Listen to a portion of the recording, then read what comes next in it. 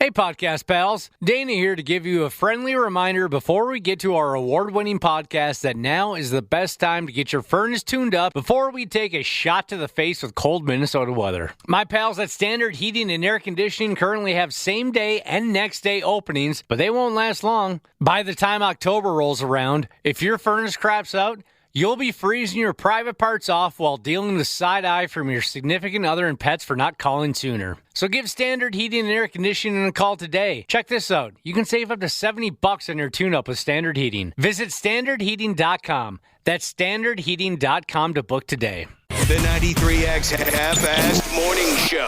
93.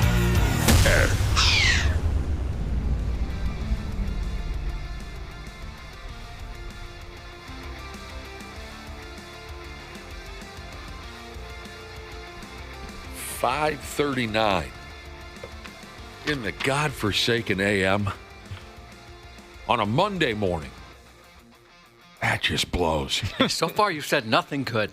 That's just nothing. The worst time and the worst day. Welcome to the 93X Half-Ass Morning Show. Look at you out there in the listening audience. You look just great. I'm sure you feel like $1 million too. Here we go. Cubby, I shut her down last night, I'd say around 10 o'clock. Okay? I got myself pretty decent for you. Yeah, it takes me anywhere between 2 and 3 hours to fall asleep. But I got into bed around 10 o'clock, got myself all tucked in, and I had a little smile on my face because I was thinking, as soon as we go live, I'm going to berate Dana until he cries. I'm going to berate Dana up and down, and I'm going to spend the entire first half hour of the show going after Dana because... I know what changed. Because he's dedicated his life. This is what I was thinking last night at 10 o'clock. He's dedicated his life and all of his wardrobe to such a piss-poor football team that's not only hundreds of miles away. He has no actual affiliation at all, but just also piss poor. When I shut off the light, because there was a football game on last night. Sure was. I watched it, yes. When I shut off the light, the score in last night's ball game was 40 points for whoever the Baltimore Ravens are, and whoever the Buffalo Bills are, they only had 25 points in the fourth quarter, don't you know? So I went to bed with a little smile on my face, and I told myself, boy, the opening break's going to be fun. I'm going to kick his ass. Because there's nothing you love more than seeing misery in other people. Oh, of course. And then I walk in this morning, I say hello to Cubby. We had a little hug, like we always do on Mondays. We hugged it out. And then I flip on my computer, and I see that Buffalo, what do they call the ball club again? The Bills. The Bills somehow came back to win that ball game. God, I hate the NFL. Last night, my wife had asked, well, are you rooting for a certain team? And it's difficult for me because I love that Lamar Jackson. You sure do, yeah. He just seems like a really good guy. He's obviously a talented quarterback, but I didn't want your Bills to lose, so it was tough. In the end, though, I was kind of cheering for the Ravens in that particular situation. I'm glad you saw it because I went to bed at halftime crabby. Oh, you did? I did. You gave up on your team? I did. Josh Allen, after the game, said, don't give up on us. I know, and he was calling me out. I feel like I motivated him, though. You can't call yourself a fan. I talked to you yesterday. You said you took a nap. I took a nap so you could stay up and watch the game. Specifically so I could stay up, but I went to bed crabby. I was not pleased, and yeah. They came back and won the ball. You're not the fan I thought you were. That's kind of disappointing to me, actually. I thought you were a bigger fan. I'm going to play Josh Allen for you. Listen to what he said. Our team didn't quit. I think there's people that left the stadium. That's okay. We'll be fine, but have some faith next time. You left the figurative stadium last night. Well, don't be down 15 in the fourth quarter, douchebag, and we won't go to sleep early. That's kind of what I was thinking, They were playing all... you could replay that same game a million times, and the Bills probably lose, all of them. Yeah, I don't know. As a Vikings fan, a couple seasons ago, that was every game. That sure was. I remember that season. Man, this sucks. Sorry to disappoint you. Ruined all my show prep. You probably think that's cute. You probably think that's funny. Kind of, yeah. Did you feel guilty when you saw the score this morning? I woke up to 37 text messages. What is this guy? We love this text. We love this Jesus name. Runs from Ice Jesus That's has texted in. He texted in a couple minutes ago. He said that ball game was amazing. I'm a Bills fan. I took a blue chew. And I was bricked up the whole fourth quarter, he says, Josh. He took blue chew, a blue chew. Is that like it's a boner deal. Yeah, it's a boner pill. Yeah. A friend of mine over the weekend was telling me about boner pills. Anyway, runs from Ice Jesus. Loved the ball game. Took a blue chew. Bricked up the whole fourth quarter. He had a great time. The Vikings play their first game of the season tonight in Chicago. We'll talk up and down about it. Starting at 7:30 or so with Randy Shaver and Brad Wright. The Vikings, led by troubled head coach Kelvin O'Conrad and totally unproven and injury-prone quarterback J.J. McCarthy, play their very first ball game of the season. Cubby will be bricked up for that. No, big time. I won't even need the blue chew. Actually, when it natural. Runs from Ice Jesus, again, excellent Jesus name. I was trying to think, I don't know if I've ever had an erection while watching a football game, and that includes like a J-Lo halftime show or throw whatever you want in there, never once. Well, first time for everything tonight. I suppose. The wife never treats you to something special while you're sitting there in front of the ball game? Not that I can remember. Well, what the hell? We're going to talk to a damned Hall of Famer later on this morning. Around that same time, 7:30. It's been a long time since we talked to Zachy, but Zach F. Me running Parise is going to be giving us a telephone call. At least that's what we agreed on a few days ago. Things can change. But Zach, he said he'd like to give us a telephone call this morning and talk about, soon enough, he'll be inducted into the United States Hockey Hall of Fame. I'm really looking forward to it, and I'm trying to temper my excitement because I'd imagine the reason he wants to come on, and I hope I don't get too emotional, he would like us to induct him into the Hockey Hall of Fame. I think it's pretty obvious. I'd like a part in it. I would. We don't have to be... I don't want to ruin the surprise, so I'll pretend I'm surprised. But when he said he wants to come on, I have a feeling that's exactly what he wants to do. I would love to be part of that. We're pretty tight. You never know. He might give you that honor. Oh. So, yeah, I'm sure Randy Shaver and Brad Ryder will want to talk all about this crooked NFL that kicked in again a few days ago. But we'll also talk about Zachy's career. Haven't talked to him a while. I don't know what the hell he does with his days anymore. So we'll get dialed back in with Zach as well. How was the weekend, old Cubby?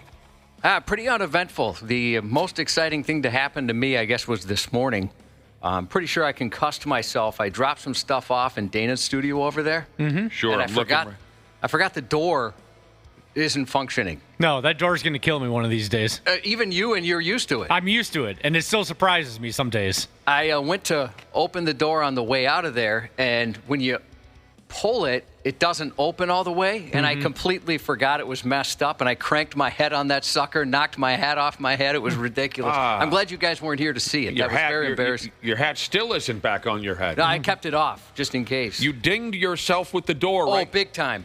See, here's the thing with this door, Josh. It's like 1 out of every 10, it gets caught like that. So that's why I get surprised, because 9 times out of 10, it's normal. It functions like a door should.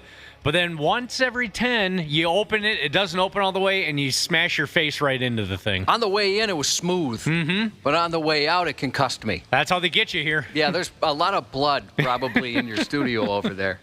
It's Not shocking. just from your head injury earlier, just a lot of blood in general in this studio. It's dangerous. Smacked yourself right in the skull with the door, huh? I felt pretty stupid, but again, nobody saw it, so it doesn't count. Well, these things can happen.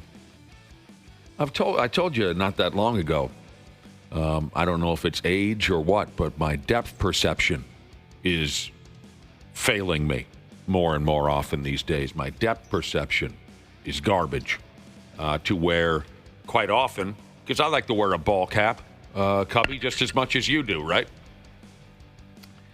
Quite often now when I get into my motor vehicle and I'm lowering myself into the driver's seat, I take my hat off with the door. I don't understand. I've done that before. Why am I now suddenly unable to estimate how much room my skull, including hat, needs to get between the frame of the vehicle and the door? And you feel so stupid when you do it, too. Yeah, I understand. Take my own hat right off of my...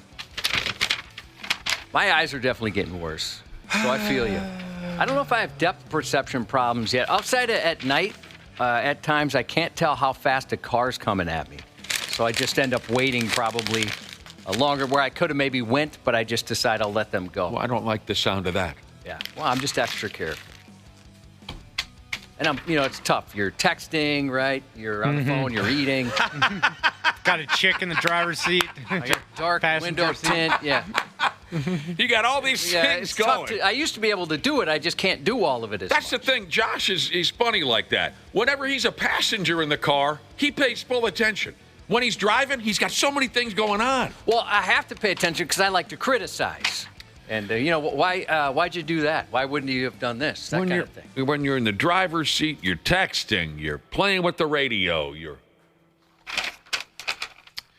well, it happened yesterday. For the first time this season, Josh sent me an email about the 20 and 25 fall foliage tracker. Oh, I was so excited. Is this to the know first that- article you've seen? First one I saw. I mean, I could not email that fast enough. Josh sent me his first email of the season. Titled, It's an annual tradition. How long do you think this has been going on? Over 10 years. The 20 and 25 fall foliage tracker. Oh, it's been 10 years because I have all these articles saved. It goes back to 20 and 15. Got a scrapbook going? Boy, he wants me to go on a fall foliage tour so bad he can taste it. You did promise someday we will go. When we are retired, we will go. I'll tell you, we had... Once I'm done with this, Josh, I will be happy to go anywhere. It doesn't matter anymore. Anywhere with you, as long as we don't have to go to work together anymore. It was silly. Saturday night, my son had a football game, and we were outside absolutely freezing. And I was thinking, my goodness, it's cold. It must be in the 20s because this is just absolutely insane. I looked, it was like close to 60 or something like that. Everybody out there was wearing hats and winter coats and stuff. I guess you're used to. You did not dress for the weather? No, I did, luckily. But it was like I even brought a coat just in case. My wife was telling me, oh, you better bring a coat. It's going to be cold. And I thought, you're insane. It's not going to get that cold. But she was right. People were under blankets. Oh, for Christ's sake. We've gotten soft over the summer. Well, soft, I say. I know. I get it. Got a little chilly over the weekend. I was out of doors most of the weekend. It was my hometown annual hometown party. It was James J. Hill Days. Oh, that was this weekend? In Wayzata. Oh. So I was walking up and down Lake Street. Are you allowed to drink? Yeah, we got their beer tents and They whatnot. do that? Foods, beer tents, live music. And I ran into a lot of old, Wayzata pals. And we had a great time. But yeah, it got a little chilly on Friday and Saturday night. No question. Any bands that I might recognize? No, I don't think so. I mean, just some excellent local, bands doing this and doing that, playing the hits. There was a Hall & Oates tribute band, and they were called, I'll get it. I swear to God, I'll get it. Private Eyes? Private Oates. Private Oates, okay. Yeah. You like that one? That's good. Private Oates. Oh, man. And we were dancing our asses off. Pretty good? Did a good job? Oh, yeah. That's all awesome. the bands I saw this weekend were very good. That's going to get you all day, huh? Yeah. Private Oates? I'm embarrassed. That laugh was stupid. But again, I don't know why I laughed like that. You're having fun? Yeah. I'm sorry about that. That was really dumb. Why would you apologize over expressing joy? I really just like that name. I can tell. And it was kind of a diabolical and stupid laugh. I think it's the shot I took to the head. Might have been, yeah. You did kind of sound like Kawhi Leonard. I kind of did. It was stupid. Yeah, we were dancing up and down. We had a few beers, ran into some old friends. That whole thing. That's fun. I love those outdoor festivals. Saw our friend Dr. Andrea. Great. She's up in that area. She's a local. Obviously. Yeah, we're both in the neighborhood. Saw Dr. Andrea. and her husband, and this was yesterday, went to watch the parade, and Dr. Andrea was holding a baggie filled with water and 2 goldfish because one of her children went to the Midway and conquered some game, and the prize was 2 goldfish. I got to admit. And she told me that this one child of hers wins goldfish every year on the Midway at James J. Hill Day. Oh, really? Yeah. I wonder if that's something most parents hate. Oh, I bet. I mean, she'd be the perfect parent for it. She looked a little annoyed. Oh, did she really? Yeah. Even her? Again, might be the shot to the head, but when you said a baggie full of water and goldfish, I thought you meant like bottled water and goldfish crackers for the kid. I can understand. That makes sense. I can understand why you'd make that mistake, but I'm talking real live swimming fish in a bag that she had to carry around for the rest of the day. Yeah, that part would kind of suck. But we had a fun time. I have to admit, I'd never heard of that before. Winning something that's alive while, from competing in a Midway game. Whatever happened to giant stuffed poop emojis? Whatever happened to... Yeah, I'm sure that's still a thing. Whatever happened to the mirrored hard rock thingies we used to win? Remember those? Yeah, I loved those. I always wanted one of those. It was like the hard rock band Mirror. Shoot, when you were a kid, they could give away beer signs to you. It was just a different time. I remember the state fair when we were kids. We always wanted to... I don't remember if it was popping the balloons or... throwing a baseball into a basket, whatever, but we all wanted to win either the what's the word? The big giant ones, Josh. Tapestry? Tapestry. We Yeah. wanted to win the hard rock I had a band. couple tapestries. Oh, I had a few of them myself. Or it was like a mirror, but with some artwork on it, and it said Motley Crue, Shout at the Devil, or Yeah. Ozzy Osbourne, Bark at the Moon, or Bon Jovi, Slippery When Wet, or Kiss, Animalize, whatever. That was what we went for every time. My whole basement was decorated with those. Valley Fair was a good spot for those tapestries, too. You could win them on the Valley Fair Midway, or you could just buy them there at Valley Fair. And I had Kiss Destroyer. I had David Lee Roth, Eat 'em and Smile. I had all kinds of cool stuff. That's where I remember them at, was Valley Fair. Oh, I've been struggling with, describing that mirror. It's like a framed mirror you could win on the Midway back in the 80s, and it would have some artwork of your favorite hard rock band. I've been struggling with how to define it, and a couple people have texted in and said, dude, it's not that difficult. It's simply a cocaine mirror is what it was. They were bigger than that. A mirror where you cut up cocaine. I was too Aren't young. all mirrors cocaine mirrors? Well, specifically one I think that says Motley Crue, Shout at the Devil. That's what you make your cocaine mirror, right? Probably. So, right. Oh, for Pete's sake. We've always had fun over the years on this program talking about massive workplace disasters where you effed up at work so bad that it cost your company this amount of money, and the boss looked at you as if to say, how in the hell did you manage to, Wasn't the record of techs that came in one time, it was over $1 million. I remember it was some piece of equipment, and he kept his job. He must have been very well liked. I think he said he was relatively new. He messed something up, and it cost the company over $1 million. That sounds right. I mean, unbelievable over the years when we've had, and it's been great how our listening audience is willing to admit, willing to relive these horrible, embarrassing workplace F-ups where, oh, God, I tore a whole garage right off its moorings and it landed on the boss's car. And this, it's been so much fun.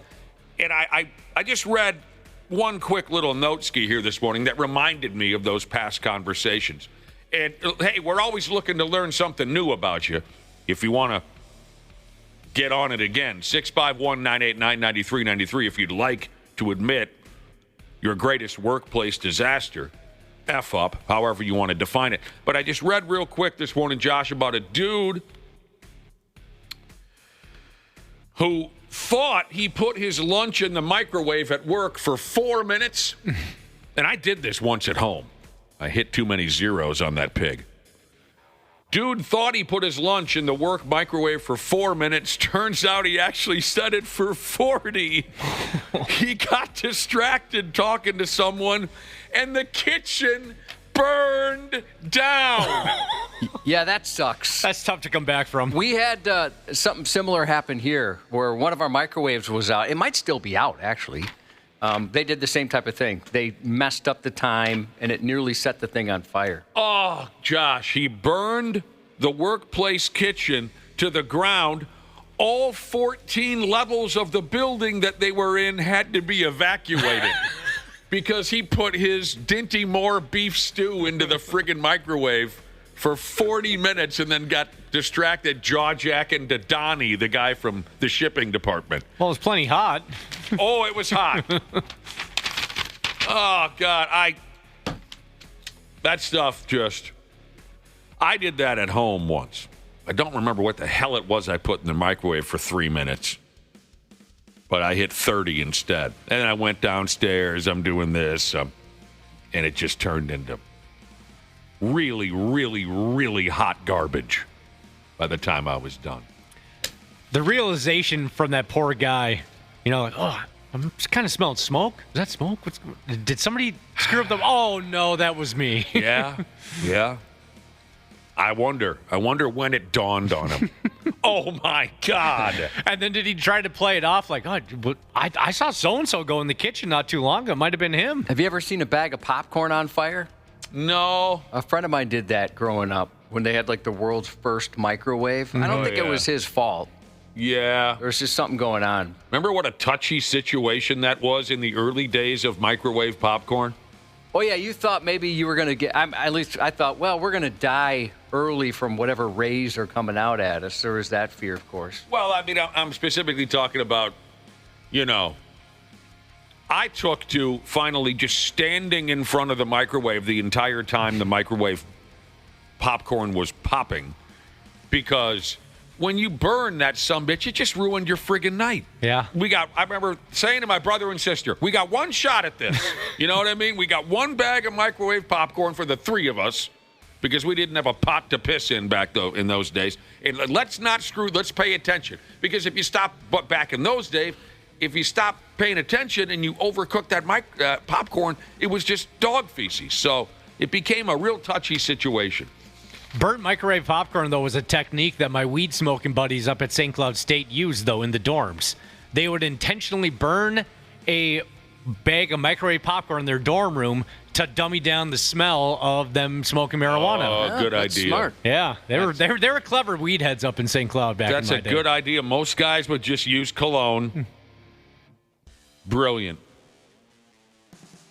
That's a good one, but that lingers. Oh, it does, yeah. Popcorn smell. Terrible. When I smell burnt popcorn, all I can think about is the dorms at St. Cloud State when I was a freshman, because it was used pretty much nightly. Man.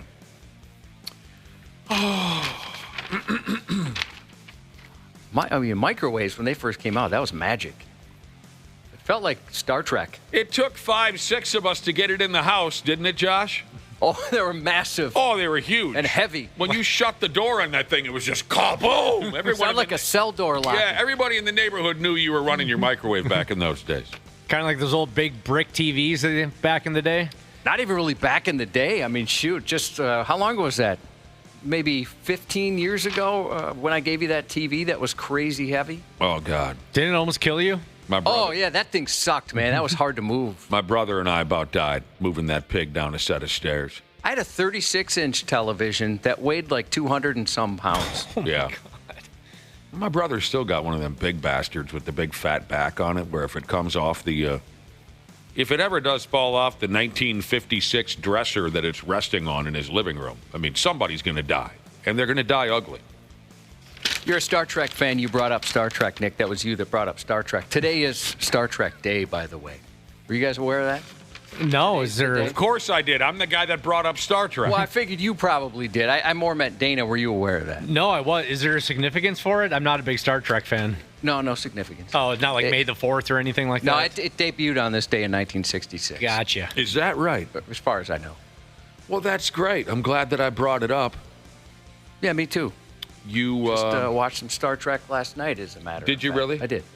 Oh, I mean the 60s stuff with William Shatner and, don't tell me, Leonard Nimoy. I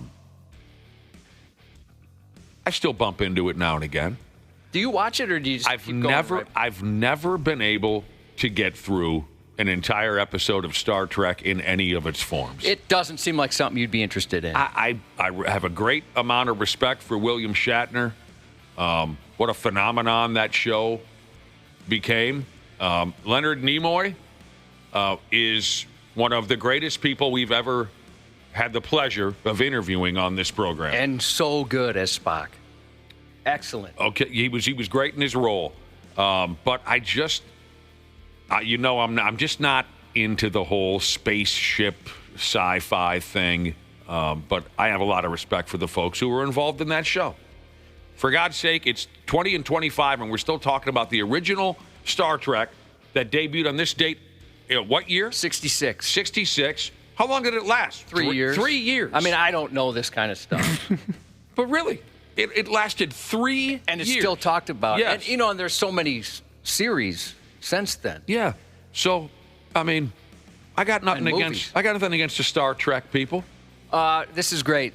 The television we were talking about that weighed over 200 pounds. Yeah. I got to look up exactly what it weighed. I want to say my uncle told me it was closer to 300, so I want to double check. The 36-inch Sony Vega Trinitron. That's exactly the television. Carrying that up some stairs, it took 3 of us. And all of us hated each other afterwards. No TV's worth that. No. Yeah, my brother and I'm telling you, when we moved, the TV that Josh gave me, when my brother and I moved it down the stairs, oh, my God.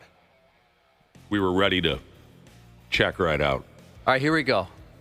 It weighed between 215 and 240 pounds. Lord. Depending on which exact model. That's a lot. That's a lot of work. I mean, how many 65-inch TVs would that be now? 20? At least. I know. Now you just tuck them under your arm, dude. Tuck them under your arm, and I mean, it's a beautiful thing. My God, how far those damn things have come. All right. It's going to be something today. Trust me, it's going to be something. At 7:30, we'll talk about all that NFL stuff. You know, the Vikes got a game tonight. We'll talk about all that with Randy Shaver and Brad Ryder. And then we'll get a chance to talk to Zach Parise, too, about his upcoming induction into the United States Hockey Hall of Fame. But we got the stupid news and this and that. Was there another text message that grabbed you over there, Josh? Red Ram Monster Truck Jesus said his brother-in-law would always say, "Do you smell burnt popcorn?" after he farted. Oh, come on. That's gross. Stop. Cup of soup? I hated that cup of soup. I don't like that either. That was one of the I don't like the cup of soup. That was one of the worst bits ever. Yeah, and then sometimes, like I had a friend who would reach around, he would cup that soup, and then he'd bring it to your face. That's what I'm talking about. Cup of soup? That's what I'm talking about. Yeah. I hated that bit. There were guys at St. Cloud State who got punched in the face for that. It really, it was too much for me, and I had to punch a guy in the mouth because he cup of souped me. Yeah, I don't condone violence, but in that case, condoned 100%. Exactly. We'll be right back on the Half-Assed Morning Show. The 93X Half-Assed Morning Show. Hey, podcast pals. Dana here to give you a friendly reminder that now is the best time to get your furnace tuned up before we take a shot to the face with cold Minnesota weather. My pals at Standard Heating and Air Conditioning currently have same-day and next-day openings, but they won't last long. By the time October rolls around, if your furnace craps out, you'll be freezing your private parts off while dealing with side eye from your significant other and pets for not calling sooner. So give Standard Heating and Air Conditioning a call today. Check this out. You can save up to $70 on your tune-up with Standard Heating. Visit standardheating.com. That's standardheating.com to book today.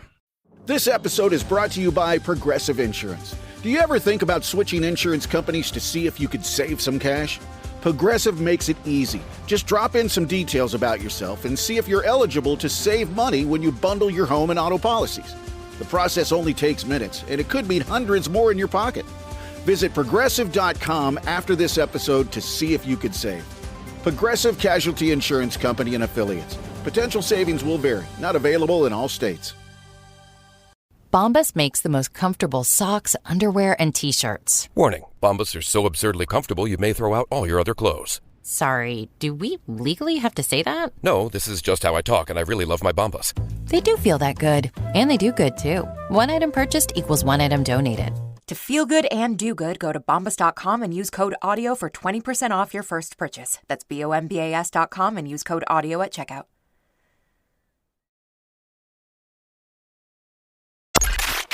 Stupid news on the Half-Assed Morning Show.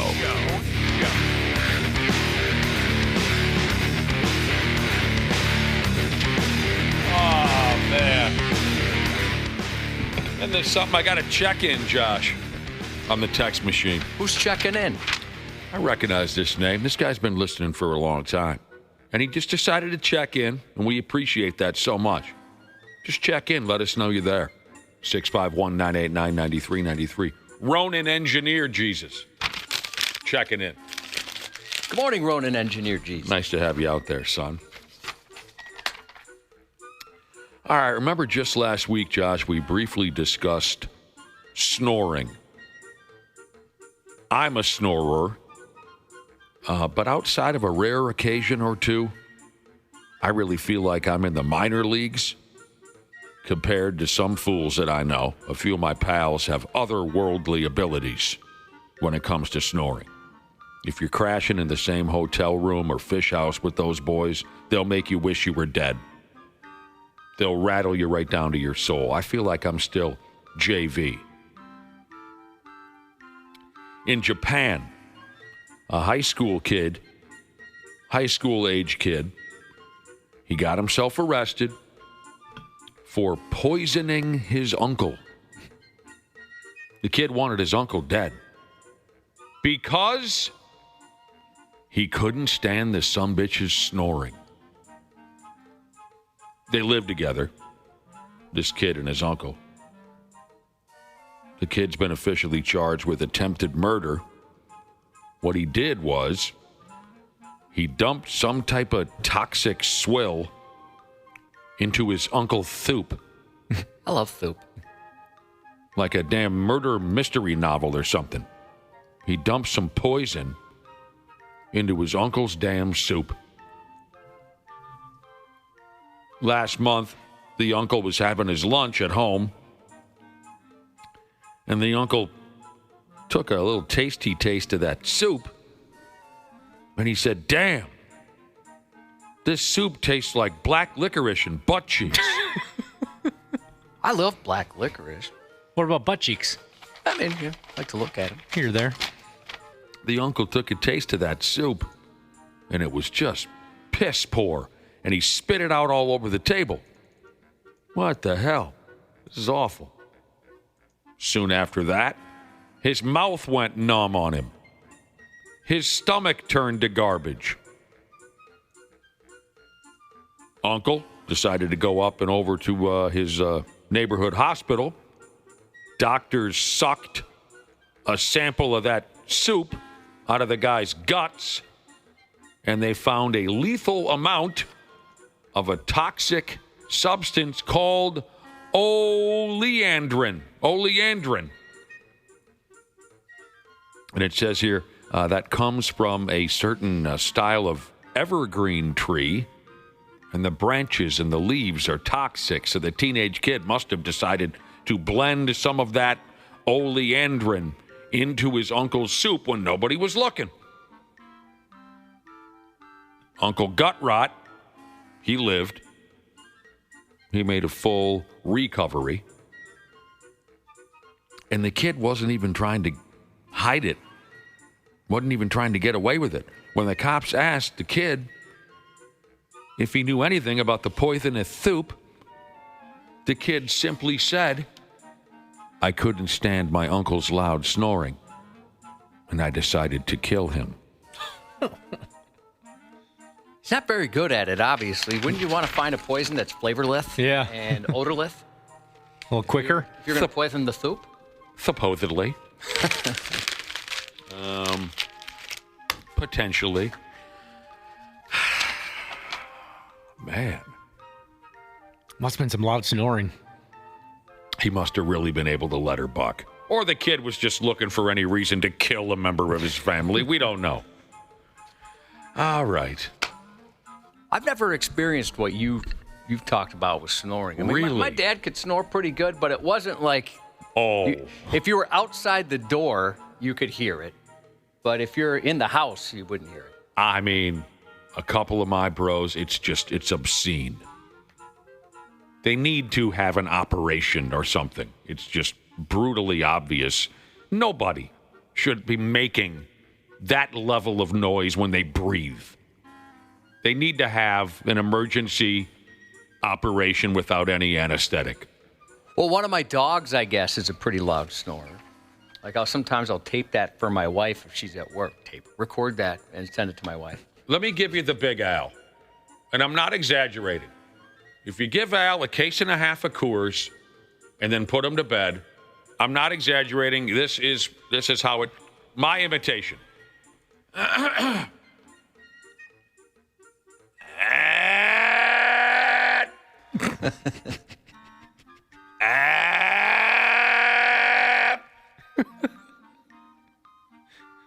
Then he stops breathing for a while. I was going to say, it sounds like he's in pain.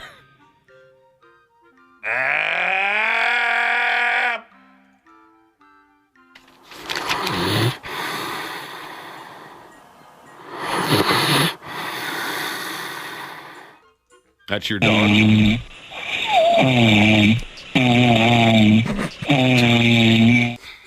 A snoring dog can be a lot of fun. Yeah, I can't tell if that's annoying or adorable.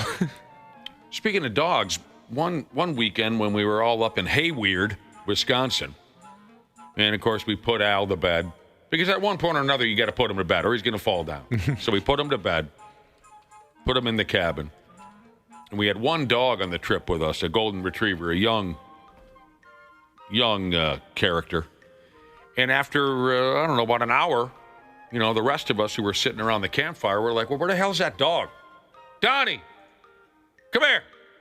Couldn't find the dog. And he was younger, like I said, so we were a little worried that he might, run away. The dog was in the cabin, sitting and staring at Al while he snored. Because the dog, being young, had never seen or heard anything like it in its life, and it sat there and was looking at Al, wondering, what is this? Just mesmerized? Mesmerized by what it was. We had to call Donnie the dog. We said, Donnie, come out here. You don't got to watch that all night long. But the dog was just sitting there going, what's happening? All right, I can't deny that this is entertaining. But I do have a very important question once we get going here. There's a video going around. You know how they go, Josh, round and round. A dude out there in New Jersey took to breakdancing at a town hall meeting. Now, like I said, the video is entertaining. There's a small crowd at the town meeting, and a bald, middle-aged dork is breakdancing in front of everyone. But here's the question. Is this New Jersey guy just trying to be the latest wing-ding-bah internet sensation? I think so, yeah. It was far more entertaining than I thought it was going to be. That's for sure. This guy's breakdancing. All he's trying to do is, he must have seen the wing-ding-bah, right? He saw it. It's the same exact situation. He heard yeah. the same situation, a town hall meeting. So, to me, it's too soon. I agree. You don't it's just... cheap. He's piggybacking. Yes, he's piggybacking. You don't just step in and steal the hype and the thunder away from Wing Ding Bah this soon. You give it more time. So I think this was pretty cheap on this guy's part.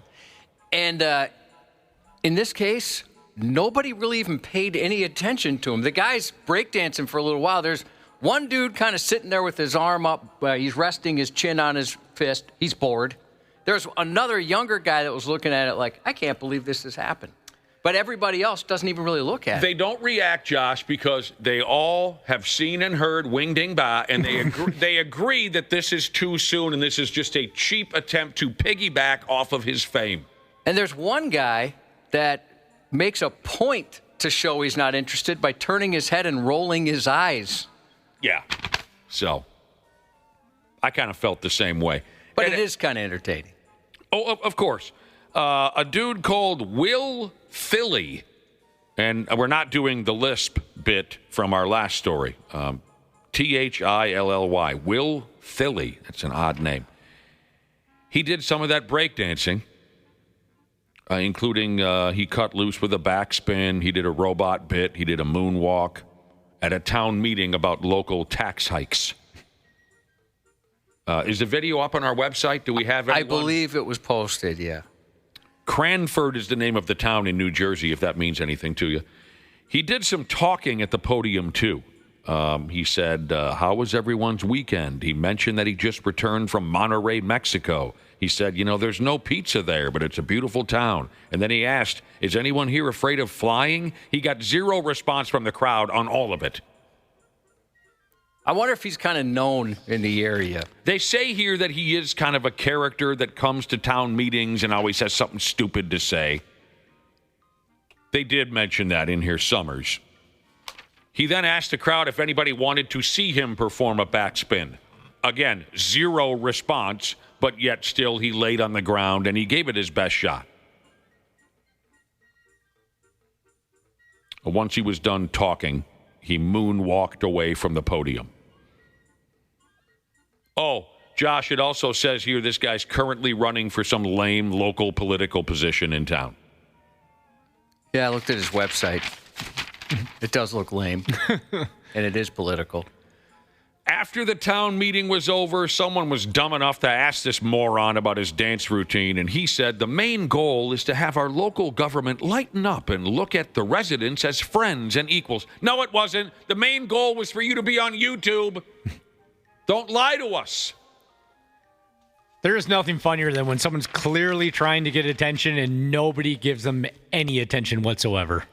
It's kind of, you know what? Shoot, I should have tell just... some stories on that. God darn it, we should have left you hanging on that. That would have been perfect. It's my fault. I jumped in.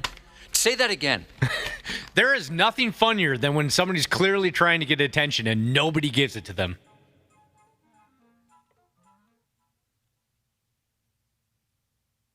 Hey, Josh, you know if Dana's coming in this morning? I haven't heard. Haven't seen him? I haven't even heard. checked.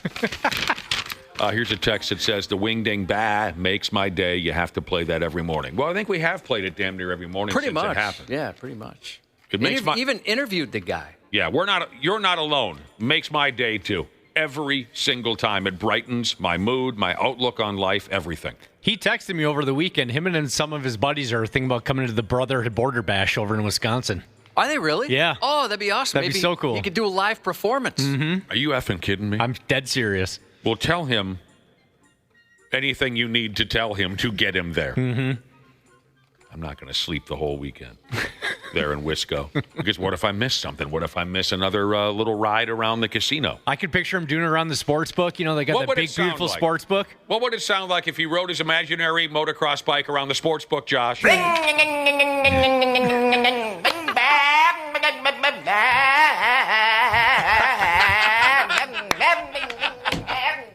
That would be... That would be so cool. I pulled something. Oh, geez, you did, didn't you? I pulled something. Is that an oblique? It's up a little higher. Oh, man, I can see your hernia popped. Okay. Where are we now? China? We're going to visit China here for a minute. By God. Chinese doctors recently saved a man's life by pulling a 7 3/4-inch worm out of his brain pan. And the worm had been living there for years. They say years. And that worm fought like hell to stay in the guy's brain pan. It wrapped itself around the guy's brain like a little kid hangs onto its mother's leg the first time you take him to the dentist or something like that. The worm made a screaming sound as it was removed. You ever heard a worm scream? No. Brain worms, they scream. Didn't know they had the vocal cords to do so. When you remove them from their home. Oh, a brain worm specific? Yes. Okay. Yeah, they like they scream out loud because they don't want to be removed. I'm a take responsibility guy. If I screw up, and I think everyone should be that way, just take responsibility. Sure. But that being said, if I had a brain worm, I would think I'd have a little bit of a free pass from bad decisions or stupid things I've done in the past. Where I could just go to somebody, hey, remember that whole ordeal? Yeah, brainworm. Brainworm problems. If you don't believe me, ask the doctor. It screamed on its way out. God dang. The dude with the brainworm, let me explain to you how this one played out. He was black and smooth out. Just in the middle of the day, the sumbitch would just drop. He had a seizure or two. He was foaming at the mouth. He couldn't get wood. He told the doctors that it felt like something was living behind one of his eyes. And doctors recommended an operation or two. But he did what any good man does, Josh. He ignored his problems and hoped that they'd go away. That's the way to do it. He did. He told the doctors, I'll be fine. Thanks for taking a look. Thanks for hearing my story, but I'll be fine. And that decision nearly killed him dead. There was something living behind his eyeball. It was that damn worm, growing larger and larger by the day. Eventually, the guy couldn't take it anymore. He kept passing out at work, couldn't get wood. He ducked back into the hospital, and the doctors pulled off what they call here, Josh, a craniotomy. A craniotomy. They cracked open our guy's skull and hand fought with that worm until it finally let go of this poor guy's brainstem. Was he finally able to get wood after this? Well, I haven't gotten that far yet. I'll let you know at the end. I don't ever pre-read this stuff, Dana. I don't know how any of this stuff ends. It's a mystery to everybody. As you may already know, it's usually something terrible, something raw that folks eat that will lead to a massive worm invading their body. Larvae and all that, parasites, this and that, raw fish. You've heard the song and dance before. In this poor bastard's case, years ago, he caught a snake. Are you following this so far, Josh? Yep. He caught a snake, and then his friends dared him to eat the snake's raw gallbladder. It's very specific. I mean, there are some dares you can turn down. Maybe that's a thing in China. I don't know. It proves your manhood or something. But that's where the 7 3/4-inch brainworm started. Was he caught a snake, and his friend said, well, you're not a man unless you eat that snake's raw gallbladder. And he chomped it up. He could have died any day, the doctors told him. But, in closing, he still can't get a boner. Shoot. So they're saying it's unrelated. It's maybe a mental issue at this point, you know. He's in his own head. Remember that night I got all hammered and banged your girlfriend when you weren't looking? Oh, yeah. Brainworm. Yeah, is that what that was? Yeah. Brainworm. That was one of the coolest things in the world, where a guy was coming after both of us and asked us if we remember that time we were playing video games and then drove by our girlfriend's house for whatever reason and saw that car we didn't recognize in the driveway. Turns out, that was him banging our collective girlfriend. Oh. Did you know that? And there's this guy. It's one of the lamest things I've ever heard in my life. You know, we were talking about. I think we were just talking about video games, and he was trying to make us seem like nerds. Yes, I think we were talking about the video games we were into when we were young people, and Josh was saying, well, I liked Galaga, and I liked Dig Dug, and I said, I got into Q*bert. Defender. And he said, oh, yeah, video games, huh? Remember those nights where you guys were sitting in front of the TV playing video games? I was the guy that was at your girlfriend's place banging her. And I think Josh and I said, where did that nonsense come from? What are you talking about? And I was also, his logic is flawed, whereas the whole story's flawed. The whole story is flawed. How are we at home playing video games yet driving by at the same time? Oh yeah, he said we'd drive by. Whatever. And she didn't even have a driveway. At that time, she lived with her parents. This whole thing is stupid. Yeah, he didn't do his homework on that one. No. Now, I don't know about Boy, these. did he make us look like fools. Oh, of course. I don't know about round here, but in a place called Istanbul, Turkey, women's are going ahead and signing up for leg shortening procedures. They cut your legs off for you, and then they put them back on again. Well, sort of. I'll explain. Women's are signing up for leg shortening operations. They think it will increase the chances of finding a man in Istanbul, Turkey. That's what, and I know what you're saying. You're saying, that sounds like Istanbulsh, but it's true. Now, this is not my field of expertise by a long shot, so I'm just going to go ahead anyway. The story tells me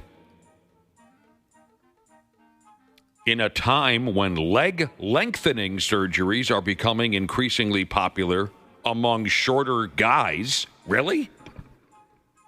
Are they still just talking about Istanbul here? I don't know. I know we've mentioned this before, where it seems like it's not that common. I know there's one guy that was, I don't know if he was one of the first or he's certainly the most famous that had it done, and it's like it added a little bit, but it didn't seem worth it. Was he in Istanbul? I don't believe so. Okay, so they say in a time when leg lengthening surgeries are becoming increasingly popular among shorter guys, women in Istanbul are apparently doing the opposite, getting their legs cut shorter.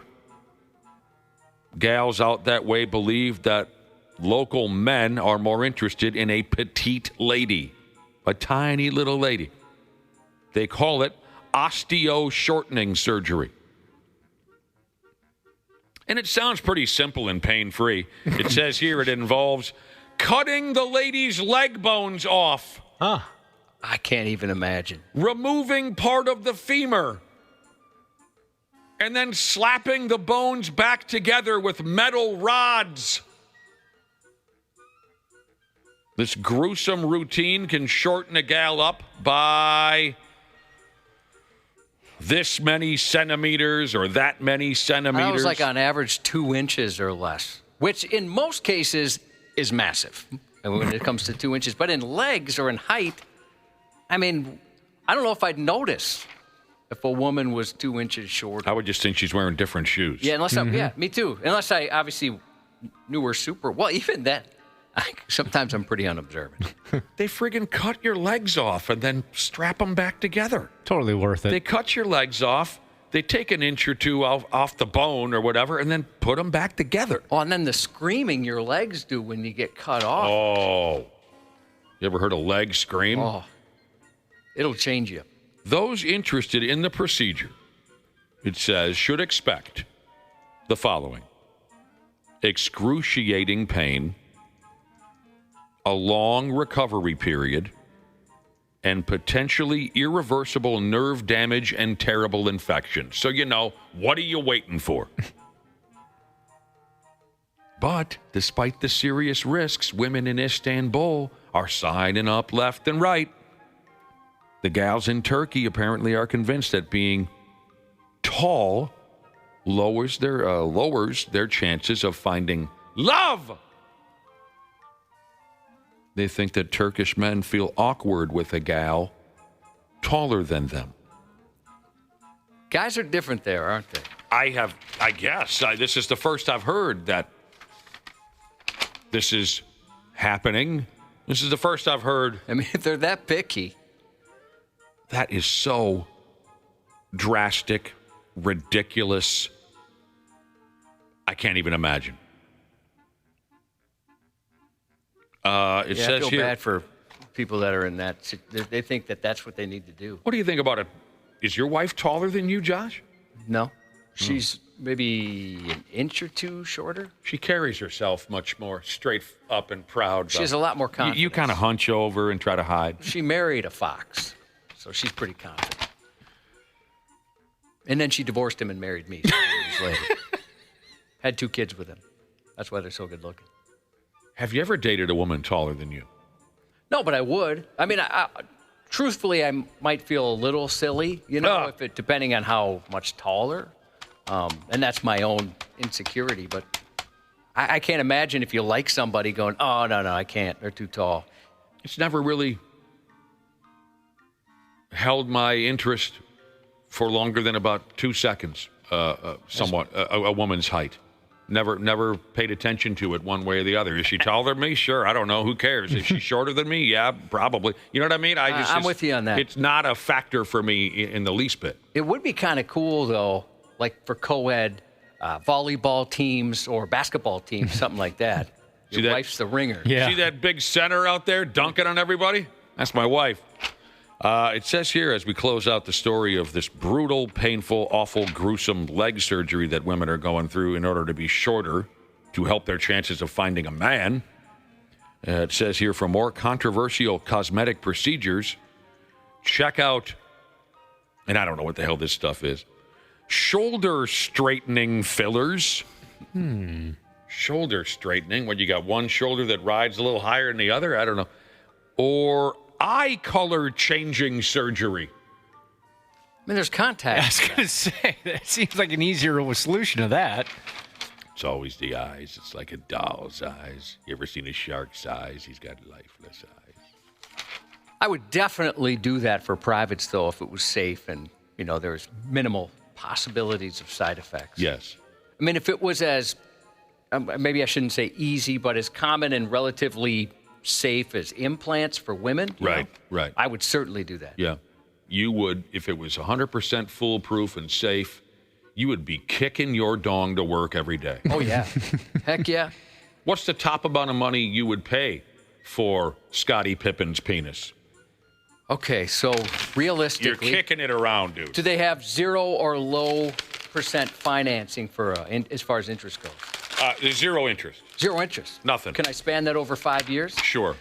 I'd say like $7,000 maybe. 7. You got 7 in the bank for that. Yeah, so like $1,000 per every 2 inches. I'll give you 7,000. You give me 9 inches. You know what I mean? Yeah. Extend that pig for me.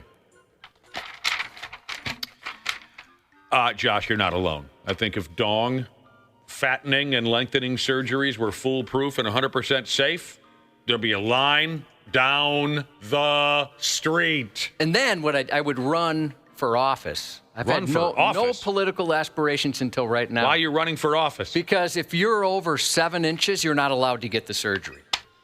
If you're already 7 or more, that's not cool. Oh, you can't go higher than that? No. Mm-hmm. If you were gifted that from God, sorry. You're maxed out? Yeah, that's it. That's all you get. All right, before we go, I hate these stupid fashion trend stories because none of what is written about ever truly becomes a trend anywhere, ever. But I'll go ahead anyway. In Japan, a company called Jenny Fax has come up with a thing for women's hairdos. It's a pair of women's panties with a hair clip glued to the panties. So when a gal clips her hair in the back like they do, there's also a pair of drawers hanging off of it. Are you able to follow that? Because I did the best I can. Yeah, I don't think anyone's ever going to buy this without being sarcastic or trying to be funny. So if a gal actually uses this hair clip gimmick, it looks like she's got a pair of drawers on her head.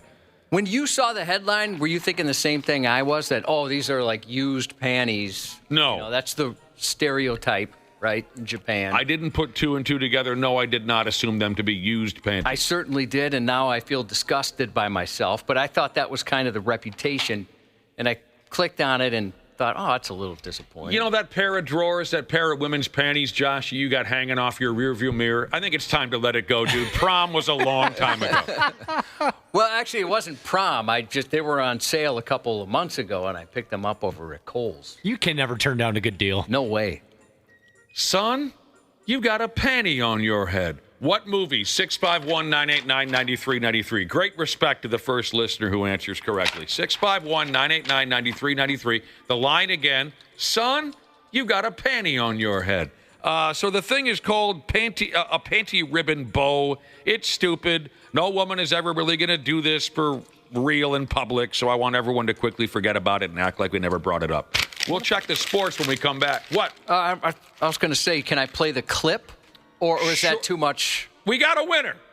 No, play the clip. All right, here we go. Hold on one second. It takes me a second. Mm-hmm. Here we go. Son, you got a panty on your head. The correct answer was texted to us by a guy with a 6 and a 4 in his phone number. You know who you are. And there might be a 1 and an 8 in there, too. The correct answer, one of the greatest movies ever, Raising Arizona. That is a very funny movie. Raising, by God, Woo, Mean Gene, Arizona, Nicolas Cage, 1988. I think it was 1988. Sports on the 93X Half-Assed Morning Show. We knew it was about us tonight. We knew that we had to start fast, accelerate in the middle, and finish strong. And I thought our players accomplished that. We had a lot of things that we needed to improve on from last week to this week on all 3 phases, and I thought we did that, especially when the ones were in there. PJ Fleck squeaked one out there on Saturday. That was a close one. They didn't even finish the ball game. I mean, that's an F-off day for the Golden Gophers. That's a beautiful F-off day. They just pumped the living hell out of whoever the hell that was that came to town. Northwestern State. And then they shut the game off with 6 minutes remaining. I think we're good here. Everybody deserves an F-off day. That's probably the easiest win we will see from the Golden Gopher Football Club in our lifetime. Not only did they beat the team 66-0, they didn't even have to play a full game. Beautiful, beautiful. Oh, there's so much to cover when Randy Shaver and Brad Ryder swing by. Last night's NFL game was totally stupid. Just awful. The Vikings open their season tonight in Chicago. Twins are still playing. What? Yeah, they won yesterday. They play again tonight. And at 7:30, also our special guest calling in. Imagination. He's going into the United States Hockey Hall of Fame. We'll get a chance to talk to him about it here in a half hour. We're talking about Zach Parise. So we got plenty to do then. For now, we'll take a little breaky break. Stay tuned for Josh's news report. The 93X Half-Assed Morning Show. Hey, podcast pals. Dana here to give you a friendly reminder that now is the best time to get your furnace tuned up before we take a shot to the face with cold Minnesota weather. My pals at Standard Heating and Air Conditioning currently have same-day and next-day openings, but they won't last long. By the time October rolls around, if your furnace craps out, you'll be freezing your private parts off while dealing with side eye from your significant other and pets for not calling sooner. So give Standard Heating and Air Conditioning a call today. Check this out. You can save up to $70 on your tune-up with Standard Heating. Visit standardheating.com. That's standardheating.com to book today. This episode brought to you by Progressive Insurance. Do you ever find yourself playing the budgeting game? Shifting a little money here, a little there, and hoping it all works out? Well, with the Name Your Price tool from Progressive, you can get a better budgeter and potentially lower your insurance bill too. You tell Progressive what you want to pay for car insurance, and they'll help find you options within your budget. Try it today at Progressive.com. Progressive Casualty Insurance Company and Affiliates. Price and coverage match limited by state law. Not available in all states. Hi, I'm Joe Saul-Sehy, host of the Stacking Benjamin Show. Every week, we talk to experts about personal finance trends. While we were talking, I had to jump on ChatGPT real quick. ChatGPT said, cut up the cards. It said, hey, knucklehead, weren't you just talking about investing in dollar cost averaging? Why don't you save a few bucks? You never knew personal finance could be this fun. If you're bored, don't start messing with your investment. Get a hobby, man. Get into photography. Buy an airplane. Guess what investment I made? The one that keeps on giving. Stacking Benjamins. Follow and listen on your favorite platform. Can I hump your leg for 15 uninterrupted seconds? The 93X Half-Assed Morning Show. Code 1 for him. I have code 22 on the line saying trooper in trouble. A 25-year-old City of Boston worker was booted, that is, from his job after a traffic stop turned into an electrifying exchange, quite literally. He was pulled over for tinted windows in a high-crime hotspot. He got tased by a state trooper. Then he returned the favor and tased the trooper back. When the city employee was stopped for overly tinted windows, he mentioned he worked for the City of Boston and was even wearing a beanie and a T-shirt with the city logo. That's cute. When the trooper noted the smell of marijuana, the man's behavior shifted.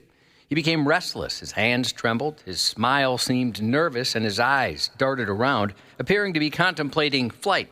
Despite the trooper's attempts to calm him, the man shifted the car into drive and tried to leave. So the cop dove in, boots flailing out the window as the car lurched forward. Man. Between shouts of, "Stop, dude," and "You're going to effing kill someone," the officer managed to jam the shifter into park, only for the jittery driver to keep slamming it back into gear. Then out came the taser. The man shuddered, but still inched the car forward. The trooper dropped the weapon, killed the ignition, and muscled the car back into park. That's when the staffer snagged the taser and lit up the lawman. What the hell? The officer responded by punching him twice and fish-hooking his mouth to reel in control. Finally, the man relented, saying, "Okay, I give up." After handcuffing, the trooper retrieved a Boston logo sweatshirt from the driver's seat, which concealed the loaded gun underneath. His arrest came just as 2 Boston city councilors were raising alarms about a surge of troubling incidents involving City of Boston employees, including violent and criminal behavior. What the hell's going on over there that everyone that works for the City of Boston is a derelict? Well, apparently they're saying that they're even going to call an emergency hearing saying they need to re-examine their hiring practices. Because after a couple of these firings, they looked back at records and said, oh boy. We should have seen something there. That's buck wild right there. Jesus, he's hanging out the car. They're trading taser blows. He's fish hooking a guy's yap. I love that. I wish I could see that part. Yeah. That's pretty good. The old fish hook. Never seen it in person. Only in the movies. Yeah, it's always funny in the movies. Yeah. You risk getting a finger bit off. Right. That's the first thing that I thought of. Ow. Also out of Boston, an unusual case where a 41-year-old man with a long history of thefts has been banished from the entire city. They're idiots in Boston.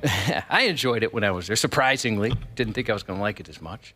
The man's charges span a spree of crimes. Last December, he slipped into an office tower late at night, where cameras caught him rifling through desk drawers and even a concierge jacket pocket before leaving with a label maker. Oh, wow. What a find that is. Yeah. Great haul. I'm going to make dozens of dollars off of this. That same month on Christmas Day, he broke into a Planet Fitness and stole a safe. Then hit another building, leaving with a pregnancy pillow, as well as some Amazon packages. Pregnancy pillow. Later, he broke into a Dunkin', taking about $150 from the register. Days later, he entered a bank and rummaged through several offices, eventually making off with a Bose speaker, a projector, and more. If you add it all up, Josh, this guy's going to have one hell of a party. Yeah, and that's exactly what he wanted the money for. Is that a Bose drugs. speaker and a pregnancy pillow? Let's get some. Later that night, he targeted a restaurant, hopping the counter and helping himself to more than $1,100 from an unlocked safe. Judges often issue stay-away orders as conditions of bail or sentencing, but those typically apply to just a store or a certain neighborhood, not an entire city. Officials say it's very rare to see someone banished from Boston altogether. They've had enough. Once his sentence is complete, he has to keep out of Boston entirely or risk another year in jail. Man. Yeah, I didn't know you could be banished from an entire city. It's kind of cool. Yeah, that's kind of a badge of honor. Rush Hour got reckless last month when a hot-headed off-duty NYPD detective was arrested. He was part of a frightening road rage incident where he pointed a gun at 3 teenagers and shouted, "I have a gun," which they realized because he was pointing it at. Mm-hmm. The detective, 36-year-old John O'Connell, was driving at about 8:30 p.m. Thursday, August 28th. The car in front of him stopped short because of a change in traffic. Forced to slam on his brakes, he let his temper take the wheel. Moments later, he pulled up alongside the teen's vehicle, rolled down his passenger side window, and aimed a loaded weapon directly at the 16-year-old driver while yelling the threat. He then continued driving aggressively toward the boys until they managed to break away and call 911. "This kind of behavior is unacceptable," said the district attorney in the statement. "No one should ever turn a traffic grievance into a lethal threat. Our office is committed to holding this defendant accountable for his outrageous actions, as we've already outlined to the court," the DA said. It's really inappropriate to do this to these group of 16-year-old kids. Following his arrest, he was suspended from the NYPD. Well, so long, sucker, as they say. A Florida woman had the rotten luck of walking up the wrong driveway while trying to find her friend's house. But as it turned out, her luck wasn't all bad. 17 gunshots later, the homeowner revealed himself to be the worst shot this side of a stormtrooper. Oh, my God. On Sunday, he fired 17 times and missed every single one. Just because a strange lady was walking up his driveway? Well, he had an excuse. Okay. Which he immediately abandoned. Sunday, August 31st, the woman was following someone to their home for the first time. Somewhere along the way, she lost sight of them, got turned around, and pulled into what she thought was her friend's driveway. Realizing the mistake, she might have expected a simple set of directions, but instead, the 50-year-old homeowner, with his wife and kids nearby, decided to attack. He grabbed her arm, twisting it behind her back. Somehow she managed to contact the person she'd been following, who rushed over to help. But the man threw her to the ground and grabbed his Glock. Because nothing says family values quite like firing off rounds in front of your children, the man opened fire as the woman and her friend ran, spraying 17 bullets in their direction, yet not a single shot found its target. Jesus. Later, police said the man claimed he thought the woman was a prostitute.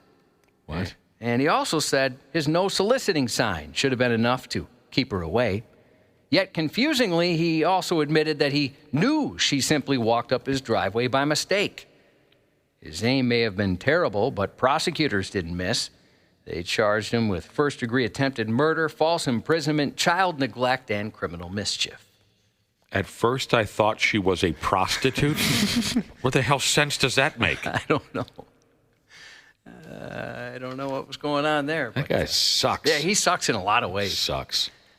A Texas man, you're the son, you're the kid, right? You're watching your dad do something like this, and you're like, oh, Dad's temper's out of control. He didn't hit her once? Like, didn't even graze her? Everybody's okay. Dad's also a bad shot. This could be that bad. In many, many ways. I could top that. I could go 18 shots, I bet, without hitting a damn thing. I think you'd get lucky at least once. And he's shooting at 2 people. You would think so.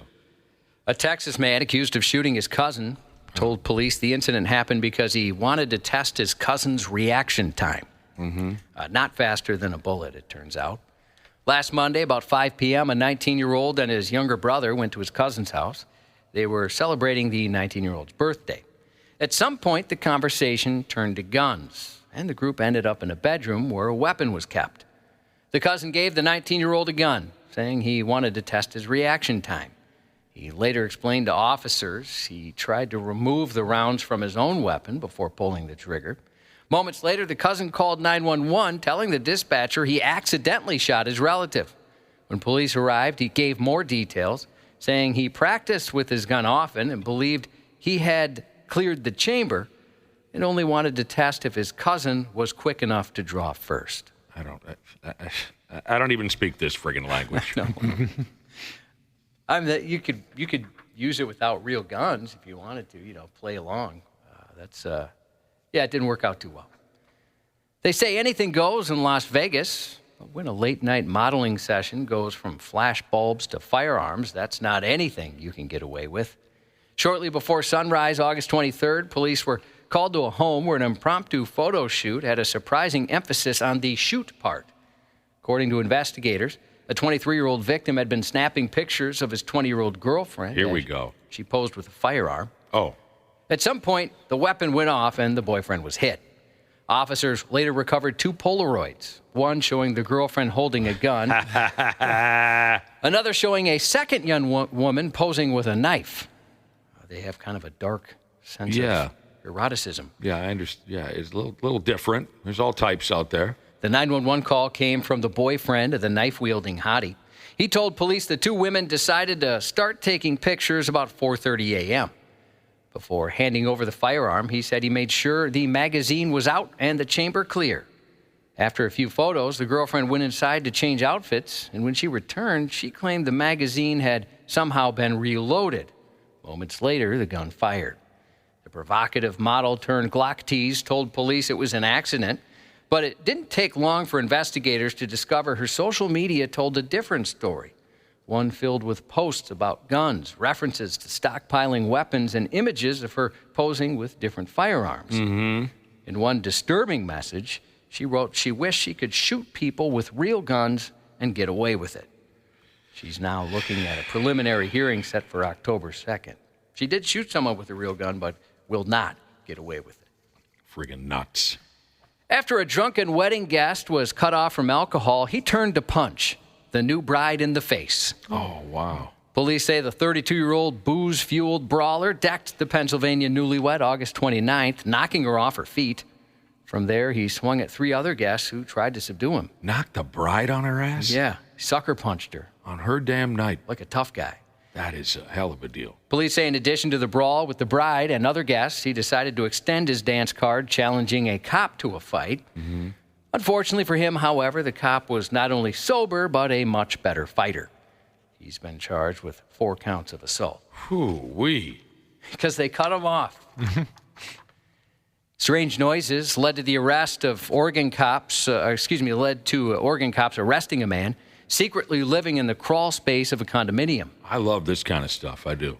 The space occupied by the 40-year-old included a bed, lights, flashlights, meth, chargers, TVs, a PlayStation, and other electronics plugged into the power of the house. I was kind of laughed when they said he got a PS5. I'm like, wow, he's really living a good down there. He'd taken significant steps to improve the conditions of the crawl space and was obviously living inside, the sheriff's office said, following his arrest late Wednesday. Who else was living there? Just him. Well, like an empty townhouse? No, he was in the crawl space. Or you're wondering who was living in the... Yeah. Just residents of the building. I don't know. Huh. But yeah, he was in a crawl space somewhere. They thought he'd been there for a extended period of time, but they didn't say exactly how long. Police uncovered the secret living area after a witness reported seeing a man parking his car and walking to the back of one of the buildings. The witness also noticed the door to the crawl space was open and light was coming from inside, adding they'd heard strange noises coming from the crawl space in the past.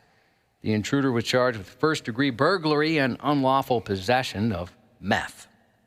That's pretty creepy. Yeah, he had a really nice setup. There's some pictures of it. I mean, he had lights strung around. Yeah, it's fascinating. He's got PlayStation in there. I mean, made that sumbitch comfortable. Yeah, he really did. So He made that crawl space a home. Yeah. He wasn't specifically in someone's, like, townhome. He was, like, in the general area of somewhere in the building. Gotcha. And the fact there's a PlayStation 5 is pretty impressive. It's not like he's rocking a 3. He had the newest one. He's got a 5 going. Is that the good one? Yep. All right. I'm going to guess he didn't pay for it. Now, what would lead you to believe that, but Josh? Maybe not. Maybe not. Maybe he did. Police pulled the lid off a potty plot after 2 hidden cameras were discovered cloaked in the crappers of an El Paso gym. Not aimed at people flexing in the mirror, but to stream coworkers straining on the toilet. Okay. Want to see people take a poop? On August 29th, officers arrested a 29-year-old ex-cheer coach with the Texas Bandits All-Stars after an employee stumbled on a suspicious black rectangle wedged in a bathroom shelf. The object wasn't set to track fitness goals, but bowel movements. The worker handed it over to an officer. Not long after, another employee decided to check the second bathroom. There, resting on top of a decorative item was above the toilet, was what appeared to be a pen, partially wrapped in a paper towel. It was another camera filming some of the septic cinema, and that camera was reported to the owners as well. Inside the pen-shaped device, investigators uncovered an SD card with 2 video recordings. In one, a man could be seen looking directly into the lens while adjusting the device, making sure it was positioned correctly. In the other, both owners had been recorded making poops and pees. God dang. Regarding how long the cameras had been there, one of the owners noted that the bathrooms are cleaned daily and the items had definitely not been present on previous days. Authorities have not yet confirmed whether more recordings exist or if other victims may have been filmed. Yeah, you had some good stuff on there. I guess. I love that when they show the videos of the person, like it's always a guy. I mean, really. Of course. Just looking straight in the camera, trying to figure it out. Yeah. No denying who it was. A cold case investigation that stretches all the way back to 1970 has taken a striking twist in the waters of the Chicago River. Perhaps the world's worst valet service. What began as a search for a single missing car soon turned into something much bigger. An independent dive team using sonar to look for a couple who vanished more than 50 years ago discovered far more than anyone imagined, nearly 100 vehicles hidden beneath the river's surface that no one knew was there. The group behind the search, Chaos Divers, is based in southern Illinois and specializes in helping solve cold cases. Their mission this time was to look for clues about a couple who disappeared after leaving a hotel party in 1970. But instead of finding just one vehicle, they uncovered 97. So far, 75 cars from the soggy junkyard have been examined and cleared. None appear connected to the couple's disappearance. And for what the team has seen, none contained human remains. We are a little bit more interested in those cars that's kind of the one-off, where it's just one vehicle by itself, because that's going to be more indicative of an accident or even self-harm or foul play. Still, the divers remain focused on unraveling the mystery. The missing husband and wife had gone downtown May 15th, 1970 to attend a cocktail party at the Sheraton Hotel. Reports from that night say they'd been drinking, and as they left, the husband reportedly crashed into a garage door, before continuing the wrong way down the street. That would have put him directly on the path toward the river. Investigators at the time also found markings on the pillars along the road, but despite decades of searching, the couple's vehicle was never recovered. Now, with that surprising new discovery, the Chicago Police Department, along with the Illinois Department of Natural Resources, are investigating the source of all the other vehicles rusting beneath the water. Yeah, that's what's got me. What's going on? Someone was just stealing cars, planting them in the river just for laughs? I'm not able to think. It's got to be something like that, right? I mean, if they're all connected to cold cases, they would have discovered something. I don't understand this. Dang. Chicago River must be kind of nasty. Oh, yeah. Oh, you ever been down that pig? No, I haven't. I floated down it once. And it was like most, inner city bodies of water, wasn't the prettiest thing in the world. But, when you look around, buildings, everyone's out drinking, having a good time. It's kind of cool. A friend of mine got married out there. Oh, really? I think was that part of the festivities? They got married on a big fat boat on the Chicago River. And I think the ceremony lasted longer than their marriage. Oh, exactly. I've been to one of those. Oh, dude. Yeah, I mean, just one of the best man speeches lasted longer than that marriage. Absolutely. The 56th season premiere of Monday Night Football airs tonight on ABC and ESPN, with the Bears hosting our Minnesota Vikings. David Arquette, 54 today. That's one silly dude. I like that guy. Good Very, very likable guy. Yeah, we've interviewed him before. Very good interview. And that's 93X News. Randy Shaver and Brad Ryder on the Half-Ass Morning Show. Deonta plays, and now we have a scuffle at the front of the net between Boyle and Parise. Oh, this is a good lightweight battle. But boy, something really ticked both these players off. First scrap that I can think of for Zach Parise in his career here with the Devils. His tie down, as you can see, has come loose. Oh, Danny Boyle, the aggressor. Zach's sweater coming right off his back. This is certainly something we weren't expecting. Imagination. Imagination. Ah, man, one of the most violent confrontations in NHL history. Changed the game, really. Oh, Dan Boyle versus Zach Parise all those years ago. Dan Boyle was never heard from again after that fight. We were expecting to talk to Zachy Parise at this time. We're having a little trouble getting a hold of the sumbitch, so we'll just check in with our bros here real quick. Randy Shaver, Brad Ryder, you guys in the mix? Hello, good morning. Yep. Hi, Brad Ryder. Hello, Brad. Where'd you put Randy? I'm here. Ah. Yeah, I heard him. Hi, Randy Shaver. Hello. What's going on? Yeah, we were hoping to talk to Zachy real quick, but he ain't answering the telephone. We can get back to him when he calls. I don't know if he's going to call back. I made a typo when I texted him. You texted him? What'd you say? Well, I ended it with what I tried to say, congratulations on the Hall of Fame, and I just put HOF. It's what my goal was, in all caps, right? Uh-huh. Instead of Hall of Fame. No. And it autocorrected to hog. So I congratulated him on his hog. Well, that would... Hey, dude, if you congratulated me on my hog, I would give you a telephone call. Oh, okay, here we go. He just texted, actually. Thank God. And I'm sorry about the hog comment, Zach. He said he overslept. He's rushing to get the kids out of the house for school, and he wants to know if he can call at 8:30. Yeah, of course. Of course he can. Sure.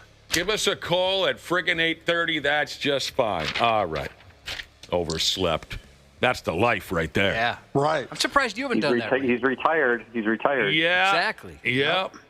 Sleeping in. I hear he's put on a ton of weight. I hear he just looks Yeah. Portly. Yeah. That was the description I heard. My grandma used to say that, or husky. Portly or husky, or big bone. That's what I hear. Bone. You I was about to say that, yeah. I heard you can barely recognize Zach anymore. He's put on so much weight since retirement. Okay, we look forward to talking to him then in an hour. What's up, Randy Shaver, Brad Ryder? How was your weekend? Good. Good, yeah. Good times. Everything's good. Glad to hear it. Yep. Well, tonight is the effing night, led by troubled head coach Kelvin O'Conrad. You never said what the trouble is. Yeah, I was curious about that too. Totally unproven and injury-prone starting quarterback J.J. McCarthy. The Vikings start their season in Chicago tonight against the Bears. It's part of Monday Night Football. That program is still running, and the game starts at 7 o'clock. It's the opener, boys. Yes, it is. Yeah. It's the friggin' opener. Anyone think they're... This is the year. Huh? This is the year. Oh, I think they're... I also agree. I agree. This is the year. They're going to win it all. Well, if that head coach can figure out his issues, because he's so troubled and all. Right. This is the year they win it all. You heard it here first. Sure. Like you said last year. Well, yeah. And the year before. Like I've said... Yeah. Do you guys not pay attention? Like a very loyal drink the Kool-Aid Vikings fan. I hold up my end of the bargain every season. Sure. Do I not, Josh? Sure. Yes. Yeah, I mean, usually you're pretty good at spinning it towards the end if it doesn't work out to your promise. That's right. I hope. Well, there is nothing to work out. It's 2 and 2. It's simple arithmetic. I hold up my end of the bargain every season, and say they're going to win it all. It's their job then to get the job done. It's their responsibility. The Vikings are not holding up their end of the bargain. I do my part. It's in their hands. There's no dirt on me over. That'd be sweet if gambling worked that way, wouldn't it? Yes, it would be. Think about that. You'd Randy, never lose any money. Randy, no offense, but I used to be really entertained by the local news stories this time of year, where you guys would go out and talk to fans about, and all the fans would say the same thing. This is our year. Right. This is our year. I feel like we can do it this year. Yeah. That's just time filler. That's all I know. It's like clockwork every year. I was drinking when you said that. I think, though, I time will say filler. What a disrespectful bastard. Right. I will say this. This is probably the most anticipated Vikings opener in a while. Yeah. Not necessarily because the team is, quote unquote, a Super Bowl potential team. It's more about what's this team going to look like with basically a rookie quarterback. He's unproven. He's injury prone. And they've put so much on him. And then the other underlying storyline is Harrison Smith. What is going on? He did not make the trip. Right. He's not healthy enough to play. I'm a little worried about this kid. Yeah. I am too. It's weird. And it's weird because the Vikings have been pretty open about injuries and things that are going on with players. They are not with this. And I have not seen anybody even speculate as to what the illness could be that I haven't heard a thing. Smith from playing. So there's some concern there. Hopefully he's okay. Hopefully he can come back. But those two those two issues, I think, are what make this game so interesting. And I'll throw the Bears side of it too, because, Ben Johnson comes in, highly touted from Detroit, and seen as maybe, I'll use this loosely, a Kevin O'Connell type player, or coach rather. So, there's a lot of, the Bears have a ton of anticipation for this game tonight too. So the schedule makers have done a nice job of putting this game in the spotlight tonight, because it's not necessarily the best matchup of the weekend, but intrigue-wise, other than last night's Buffalo-Baltimore game, intrigue-wise, this game has a lot going for it tonight. The Bears are bloodthirsty, is what they are. They're out to prove something tonight. Sure. They got a new coach. They got a new this. They got a... The Vikings have nothing to prove. Oh, I disagree. They're going all the way. I agree with you with the McCarthy angle, because, they haven't drafted a quarterback this high in a long time, and they had a very proven season, and they passed on a guy and let him walk, and now we're going to see what this guy can do, because if they succeed, I mean, unfairness to him a little bit, right. If they succeed, it's going to be, well, you've got all this talent around you, but if he doesn't succeed, it's going to be on him. So he's kind of, in a way, he's kind of in a no-win situation. And I'll say this. We have to temper our week one comments after tonight's game. If they have a great game, we can't tout him as the next Fran Tarkenton. If they have a terrible game, we can't dismiss him and say, oh, they should never have done what they did with Sam. So if he has a great game, we can't do the Josh Dobbs routine?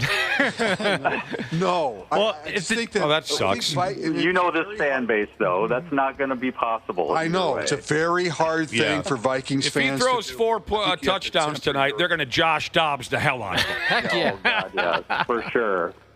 For sure. Troubled head coach and that injury-prone and unproven quarterback get it started tonight in Chicago. Super Bowl season this year. You heard it here first. But, yeah, that Harrison Smith thing is weird and concerning. I mentioned earlier, I was excited last night when I crawled into the old fart sack. About 10 o'clock, turned off the television. I was half-heartedly paying attention to the Buffalo Bills and whoever they played last night. What a great finish. Who'd they play last night? They played Baltimore. What a great finish. And I looked at the television, and it was 40 points for Baltimore and 25 for Buffalo. And I went to bed with a smile on my face thinking, well, as soon as we crack the mics tomorrow, I'm going to berate Dana until he cries on air for cheering for such a bunch of punks, losing at home like that on the opener.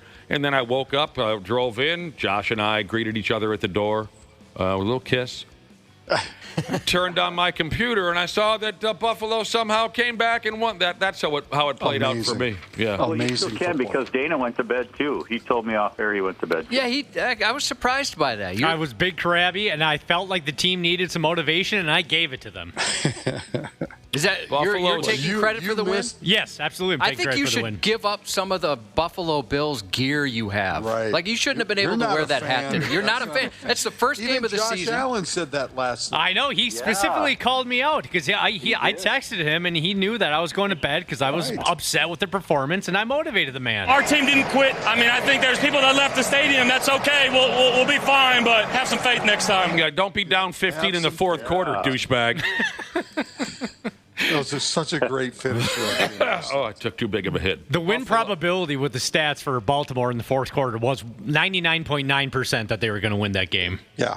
They scored 16 points to come back and win the ball. My favorite part of the ball game was when Lamar Jackson shoved that 20-year-old kid down onto his ass. Did you see that? Oh, yeah. That was awesome. Lamar Jackson throws a touchdown pass to somebody. They all go rushing into the corner of the end zone, right up into the front row of seats there in Buffalo, and they're all celebrating. The Ravens are. And it looked to me like it'd be about a 20-year-old kid was slapping all the Ravens on the helmet, and that Lamar Jackson was like, sit down, bitch, and shoved him about 5 rows back. That was absolutely awesome. Yeah. Don't be rapping me on the helmet, you douche. I hope he doesn't get suspended for that, because that was hilarious. I think the guy got thrown out, though. The fan got pitched. Yeah, the fan got thrown out the game. Yeah. Good. Yeah. That was a sensational catch by DeAndre Hopkins, too. Yeah. That led to. That was the catch of the day. Well, I disagree. Did you see the catch by DK Metcalf? No. In that crazy Pittsburgh game? Oh, my God. I've never seen a ball rattle around and hit so many players. He was laying on his back, didn't even know that the ball was even a possibility to land on his chest, and he caught the ball. It was crazy. Crazy, crazy catch. Yeah, yesterday this happened and that happened. And your guy, Karen, what a game. Holy cow. What a game. What did Karen do? I missed it. 4 touchdown passes in a game in which the over-under was the lowest of any game yesterday, and I mean by a mile it was the lowest. Who did he throw 4 touchdown passes against? The Jets. Yeah, let's not get too pumped about that. That's kind of what I've seen people say, like, okay, it's impressive, but it was against the Jets. Oh, my gosh, are you kidding? The Jets and Steelers both have outstanding defenses, and both offenses yesterday played out of their minds. It was a fun football game to watch. I hate to tell you, but it really was. It was a fun finish. I also saw one of the New York papers that had a headline, "Oh, now he decides to play well?" Because he's not on that team anymore. F. Karen. Wow. There ain't nothing special going on there. The Green Bay Packers beat Detroit in that season opener. And beat them handily. Their defense looked really good. Beat them handily. It really did. There you friggin' go. Yeah, I mean, Jahmyr Gibbs was I don't even know if he played. I mean, he just was a non-factor. The Packers defense, you're right, Brad, they looked sensational. Every time I looked up, their defensive line was in the backfield. I mean, they controlled the line of scrimmage most of that game. The bright green, vein-laden rubber penises with balls are back. Oh, yeah? Yeah, someone threw a big fat one onto the ball field at the Browns-Bengals game in Cleveland. Someone threw it from the dog pound. That ref looked pretty upset. He had to pick it up. Oh. He kind of threw it to the sideline without looking who he was going to hit. People are moving out of the way. I would have slid it down the front of my pants. You know?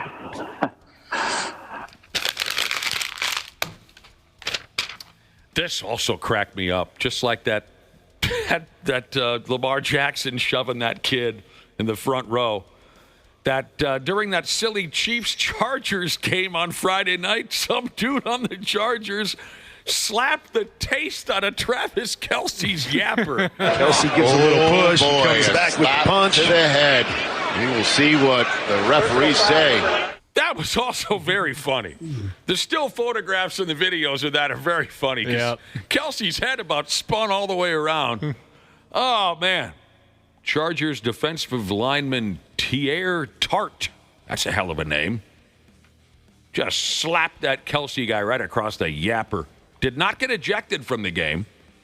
And then later on, after the game, he goes on social media and posted the old Dave Chappelle show Rick James bit.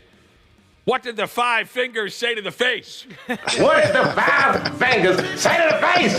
What? Slap! That's what this Tart guy did. He's not sorry at all. He's posting funny videos online. That's awesome. Man.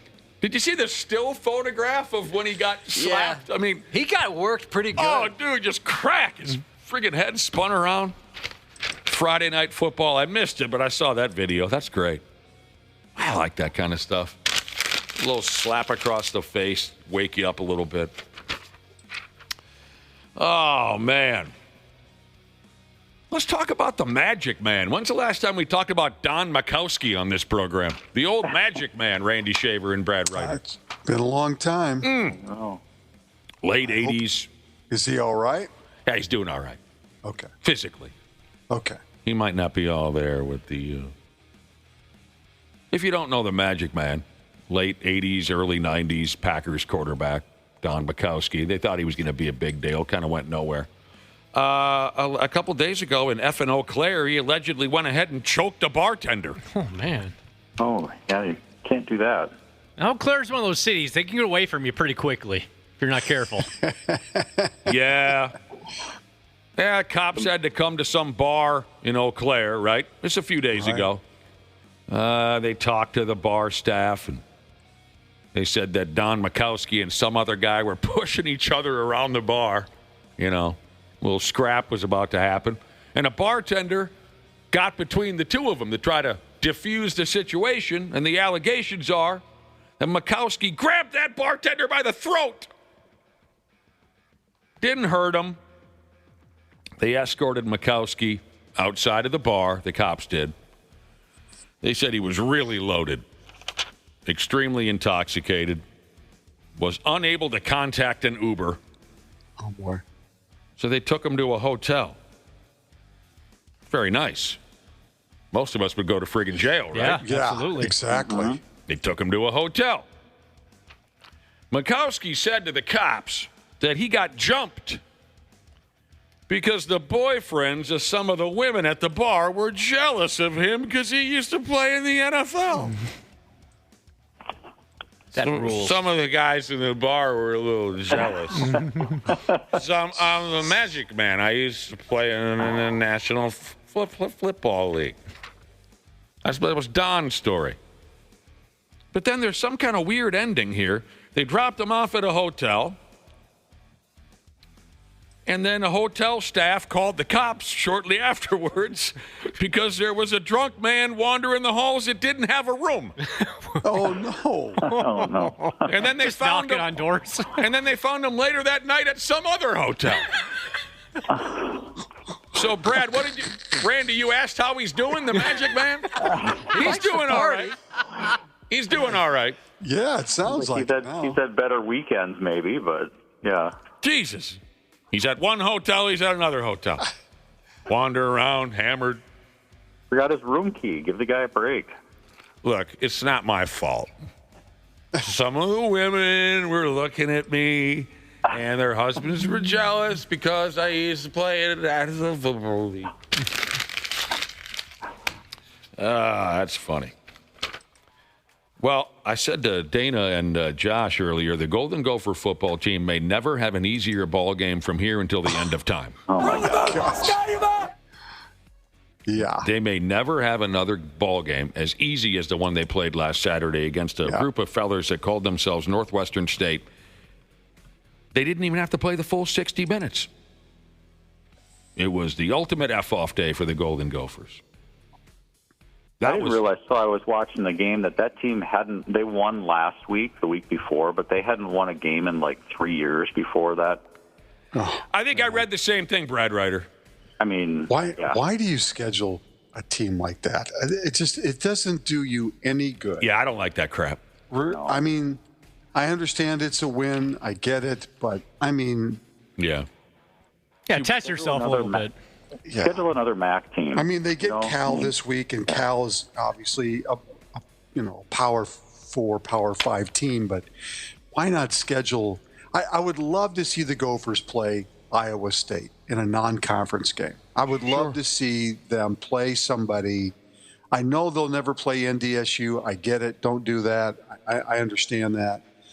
But yeah, they tried that once. It didn't work out well for them. It didn't work out well because they got beat, and that's what started NDSU on their way to being a power. But she was 66-0, but there were still 6 minutes left in the game, but they called it because a storm was rolling into town. Yeah. Talk about an F-off day.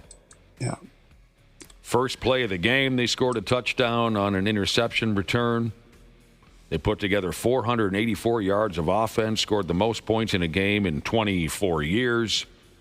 8 different Golden Gophers scored in the first half. Northwestern State finished with 42 yards of total offense. At one point in the second half, they put up on the scoreboard, we're out of fireworks, meaning after they score, they shoot off fireworks. They announce their. I thought that was kind of, you're playing Northwestern State. If you put up 60 against Michigan, go ahead and throw that graphic up there, but not against Northwestern State. I don't know. I thought it was pretty funny. Flex during a game like that. They ran out of fireworks. Yes, they did. And like Randy said, now they play this weekend at the University of California, Berkeley. Now, they weren't the only team who more or less won a ball game this past Saturday before it was even halfway over. Florida State led East Texas A&M 49-0 at halftime on Saturday. Texas Tech led Kent State 48-0 at halftime.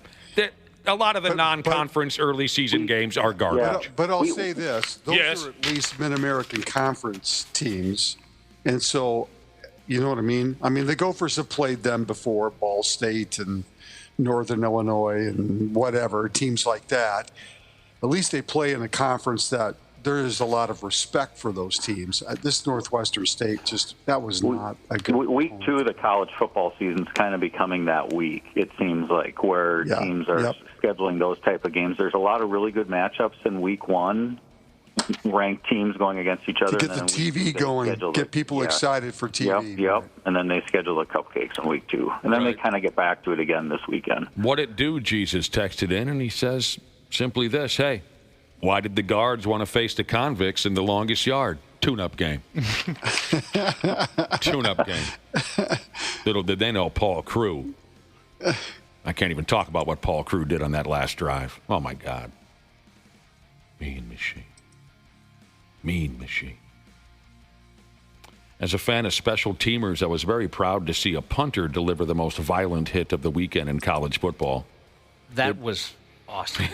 I mean, wow, what a hit. University of Louisiana Monroe punter Mackenzie Ryan punted against Alabama on Saturday. The unlucky prick who fielded the punt was a kid named Cole Adams. Adams started running up this way, that way, with the football in his hands. You know how they do on a punt return, right? Mm-hmm. He got past about a half dozen Monroe defenders, raced down the sideline for a huge return until the punter, again, the kid's name is Ryan.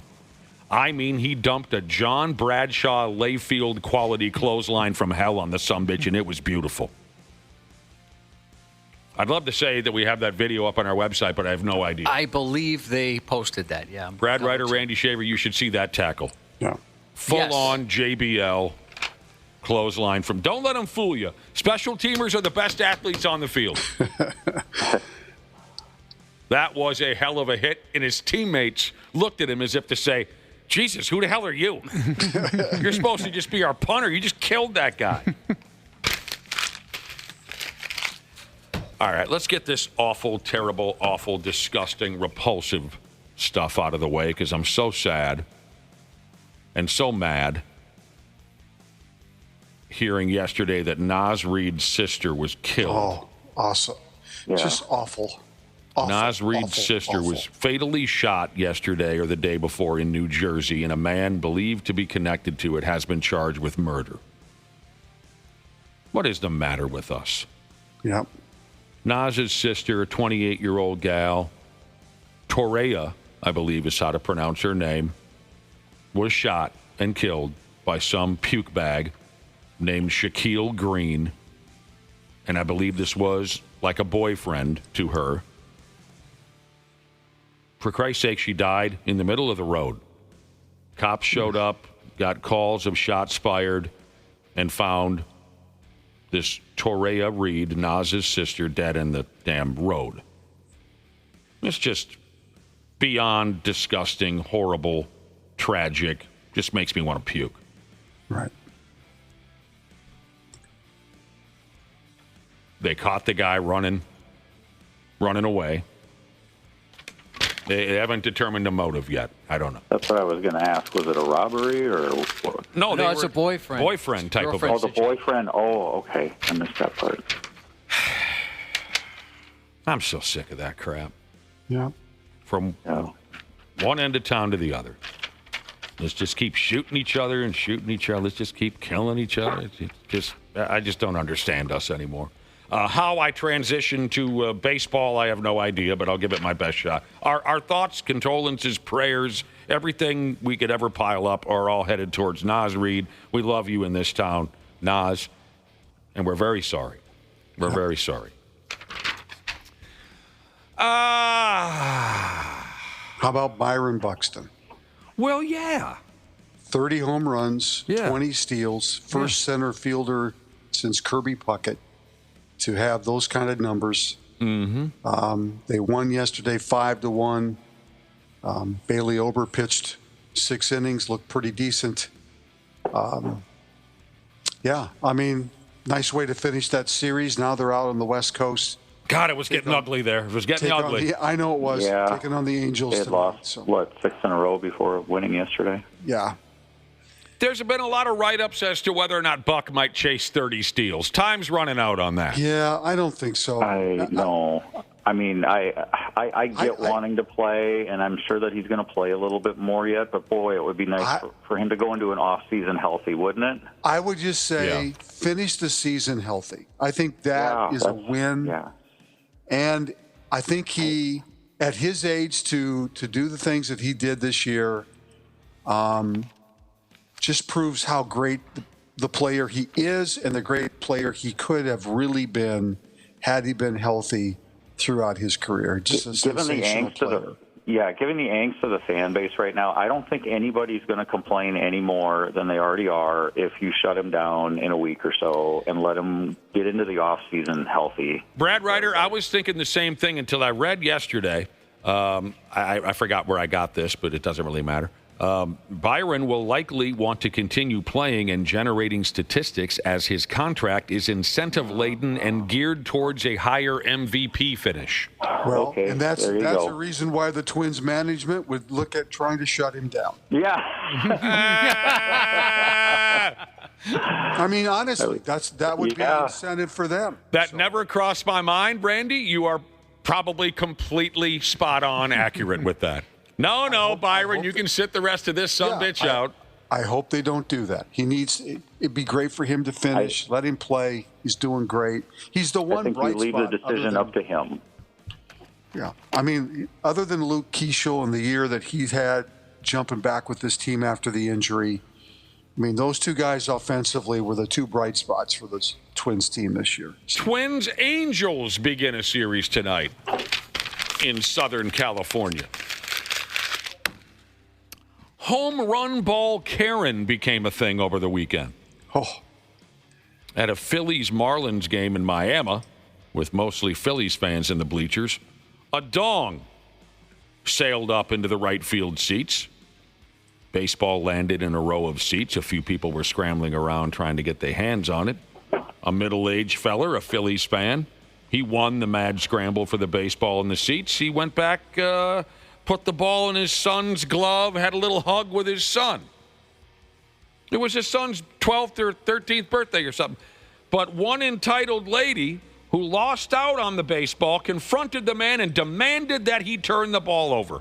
The man grabs the ball. He's walking it over to his son. Yeah. Oh, she went after him. Really, lady? Hate to call her a Karen. The Marlins, they went up to the kid. They gave him, all of the goodies to replace it. Awesome. Make her feel terrible. Yes, please make her feel terrible, because here's the thing. You took it from a kid. And then, wait, this is the best part. Better? Harrison Bader. Yes. Gave him a bat and a signed ball, and they met afterwards. She got in this guy's face, home run ball Karen. Scared the crap out of him. Yeah, she did startle him. His reaction is kind of funny. He's like, what the hell? Shaking his arm. Yeah. I thought I was jumpy. My goodness. You look like when my grandma would see a mouse. He's like, what, did you fall from the ceiling or something? Where did you come from? She's got a finger in his face. You son of a bitch. That was my baseball. And dude turned it over. He just didn't want to hear it. He turned it over. I saw a comment from the guy later where he said, I was trying to set an example for how to de-escalate a situation in front of my son. As she reached for my arm, she just yelled in my ear, "That's my ball," super loud. I jumped out of my skin. I pretty much just wanted her to go away and be dad and show him how to de-escalate a situation. And she's flipping off the crowd afterwards. She wasn't done yet. No remorse, no. So the crowd She didn't feel bad about it at all. No, the crowd goes after her. They're booing her. And she's lashing out at other fans. Right. She confronted some other dude, as you saw, Josh, in the video, and stood over him and yelled at him as if she was their mother. Yeah, she demanded his wallet, too. She waved the baseball around and taunted the crowd, gave the entire section the finger. So she's obviously an incredible moron that doesn't get it. But she's paying a price today because she's all over social. Yeah. And they are filleting her today. Well, I feel bad. There's been plenty of people who have been called out that aren't her. And they've had to issue, various statements saying it's not me. Yeah, let's not overdo it. Mm-hmm. There was a school district in New Jersey that had a pretty funny post about it. Because somebody said, oh, yeah, I know exactly where she works. She works at this particular school. So the district put out a post that said, the woman identified on social media as Phillies Karen is not, nor has ever been an employee of the schools located in New Jersey. They said anyone who works for our school district, attended as a student, or lives in our community would obviously have caught that ball barehanded in the first place, avoiding this entire situation. Let's not overdo it. Right. She acted like a moron. An entitled moron, but we don't need to be chasing her down in the streets for this. Another lady who was accused of being her was pretty funny about it. She's like, no, it wasn't me, but I'd love to be that skinny, is what she is. And like Josh's audio said, the Marlins were nice people. They went up into the stands and gave the kid a bat and a couple beers or whatever, and everything's fine. Oh, I didn't even consider this. Some people are pointing out that she not only was called a Karen because of her actions, but she has the stereotypical Karen haircut. Oh, that haircut was perfect. I didn't even consider that. You're right. Kind of a little shorter, right? Easy to maintain. Yeah. That was a Karen haircut. Did you see the Savannah Bananas do their parody of Home Run Ball Karen? Yeah, that was pretty funny, too. Is that video up? I'm sorry to keep it, because we have no one that works on the internet. I don't think they're not in yet, but it was sent to them, so it'll get up there at some point. The Savannah Bananas did a little parody. It's funny if you can check it out. Instead of Karen coming after the baseball, I don't know why, it's the Grinch from the Christmas movies. Yes. Yeah, the Grinch is still Christmas. A little early for Grinch, isn't it? Your guy, Fat Ass, Bum Cakes, what do they call him again with the Mariners? The Big Dumper? Big Dumper. Big Dumper. He hit his 53rd home run yesterday. So now we've been doing this for weeks now. He only needs one more to tie Mickey Mantle. Wow. For the most home runs by a switch hitter in a Major League Baseball season. One more. Wow. One more, and he ties the Mick. Two more, he breaks the record. We'll be here when it happens. Well, he's got plenty of time. Yeah, he does. And the Mariners had a lot of trouble yesterday with the Atlanta Braves. They put up 20 hits and 18 runs. They had a lot of trouble with the Braves yesterday. They're also in the chase, I believe, in the American League West. I mean, they're only 2.5 behind the Astros, so they've got a lot to play for, which means that he will play probably quite a bit here in September. And Texas has woke up, and they're right behind them too. So Seattle's that's the best. Still got a wild card spot too. So even if they don't catch Houston, they've got a lot to play for. The Yankees are playing better. Boston's playing a little bit better. I mean, there's two races now that are of interest. So Saturday night in Baltimore, a Los Angeles Dodgers pitcher by the name of Yoshinobu Yamamoto came within 1 out of a no-hitter. The Dodgers were up 3-0 in the ninth.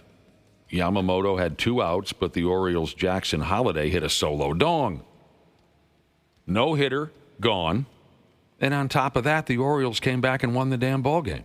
Oh, that's just brutal. The Dodgers bullpen turned to garbage. And when it was all over, it was only the 9th time since 1961 that a big league club had carried a lead in a no-hitter through 8 2/3 innings and failed to win. Wow. It was kind of funny. I like to watch the Dodgers fail, but not very often. You got 2 down with a no-hitter and you lose that friggin' ball game. Well, if you watch the video of that first home run, too, and I did earlier this morning, it looked like the outfielder could have had a shot at it if he'd have jumped. I'm sorry, what are we talking about? The no-hitter, or the no-hitter. The home run. Yeah, the home run, the home run. Yeah. Oh, I did not notice. The outfielder had a shot at it? Well, if he would have gone back, if he'd have gone back 2 more steps and jumped, he might have had it, because the wall is not that tall. He could have had a shot at it. It is kind of a wiffle ball park there in Baltimore. Yeah. I think I read that that ball would have been caught in 22 of the 30. Whatever. They got a kind of a chicken-ass park there. But if your pitcher's got a no-hitter, with 2 out in the 9th, you're going after that thing. I'm sorry, but I don't know. Maybe inexperienced player out there didn't know what the hell was going. I don't know. All right. Yadier Molina, all-time great catcher. He's been retired for a couple years now, trying to live peacefully and happily in San Juan, Puerto Rico. Friggin' scumbag burglars raided his home. Oh, no. The bastards upped and stole 14 pigs. They must have had a pickup, right, Josh? They must have had a full-size pickup. It'd be pretty funny if it was a small sedan. They stole 14 pigs. Yadier's got a farm. A $16,000 horse. Oh, my gosh. 3,300 pounds of feed.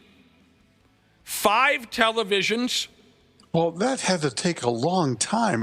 Was he gone? An off-road vehicle. 3 bed frames. What? No.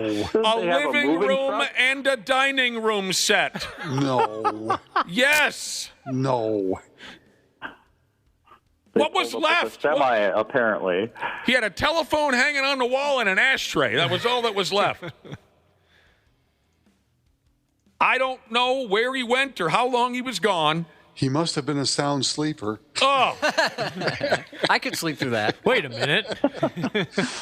They took the bed frame with him in it. Oh, man. They stole everything this guy owns. That sucks. Come on. Wow. Yadier Molina. Kind of reminds me of when you mentioned your entire music collection was stolen except for one thing. That's true. That's true. So I'd be curious to find out what they left behind and if you felt insulted. I think you got the story kind of backwards. It was that somebody, it was a high school beer party, and I had one of those big old cases of cassette tapes. Massive. I think I had like big suitcases. Big suitcases, Yeah, like 2 or 3 of them with cassette tapes. And I woke up after this high school kegger, cleared all the girls out of there.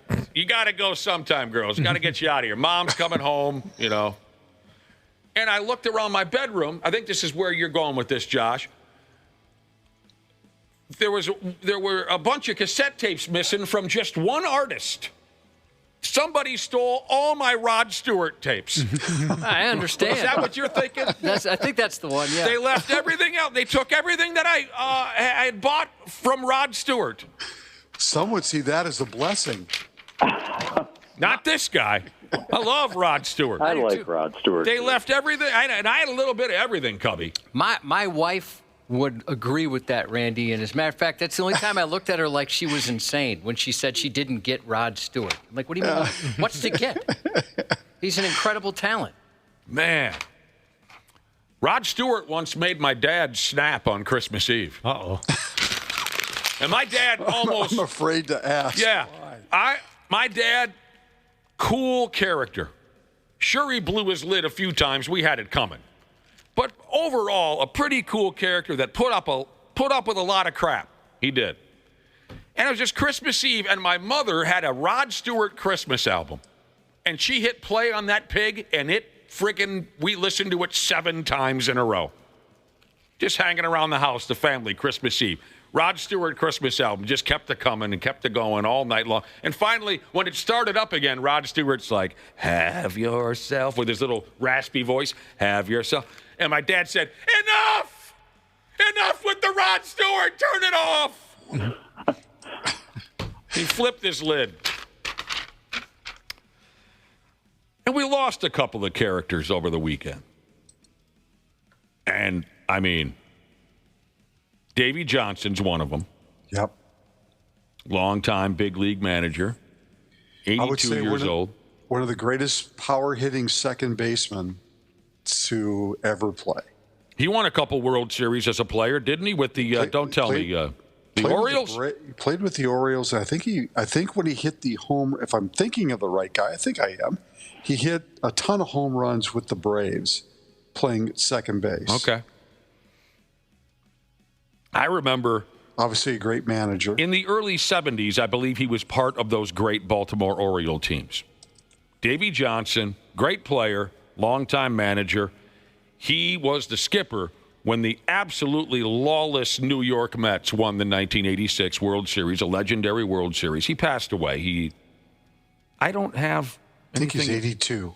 Yeah, I don't have anything in front of me as to what was going on with Davey. Okay. As to what took him out. Winningest manager in Mets history. Wow. Mm-hmm. I would not have guessed that. How in God's name, how many times do you think he wanted to walk away from those morons when he was managing the Mets, despite all their success?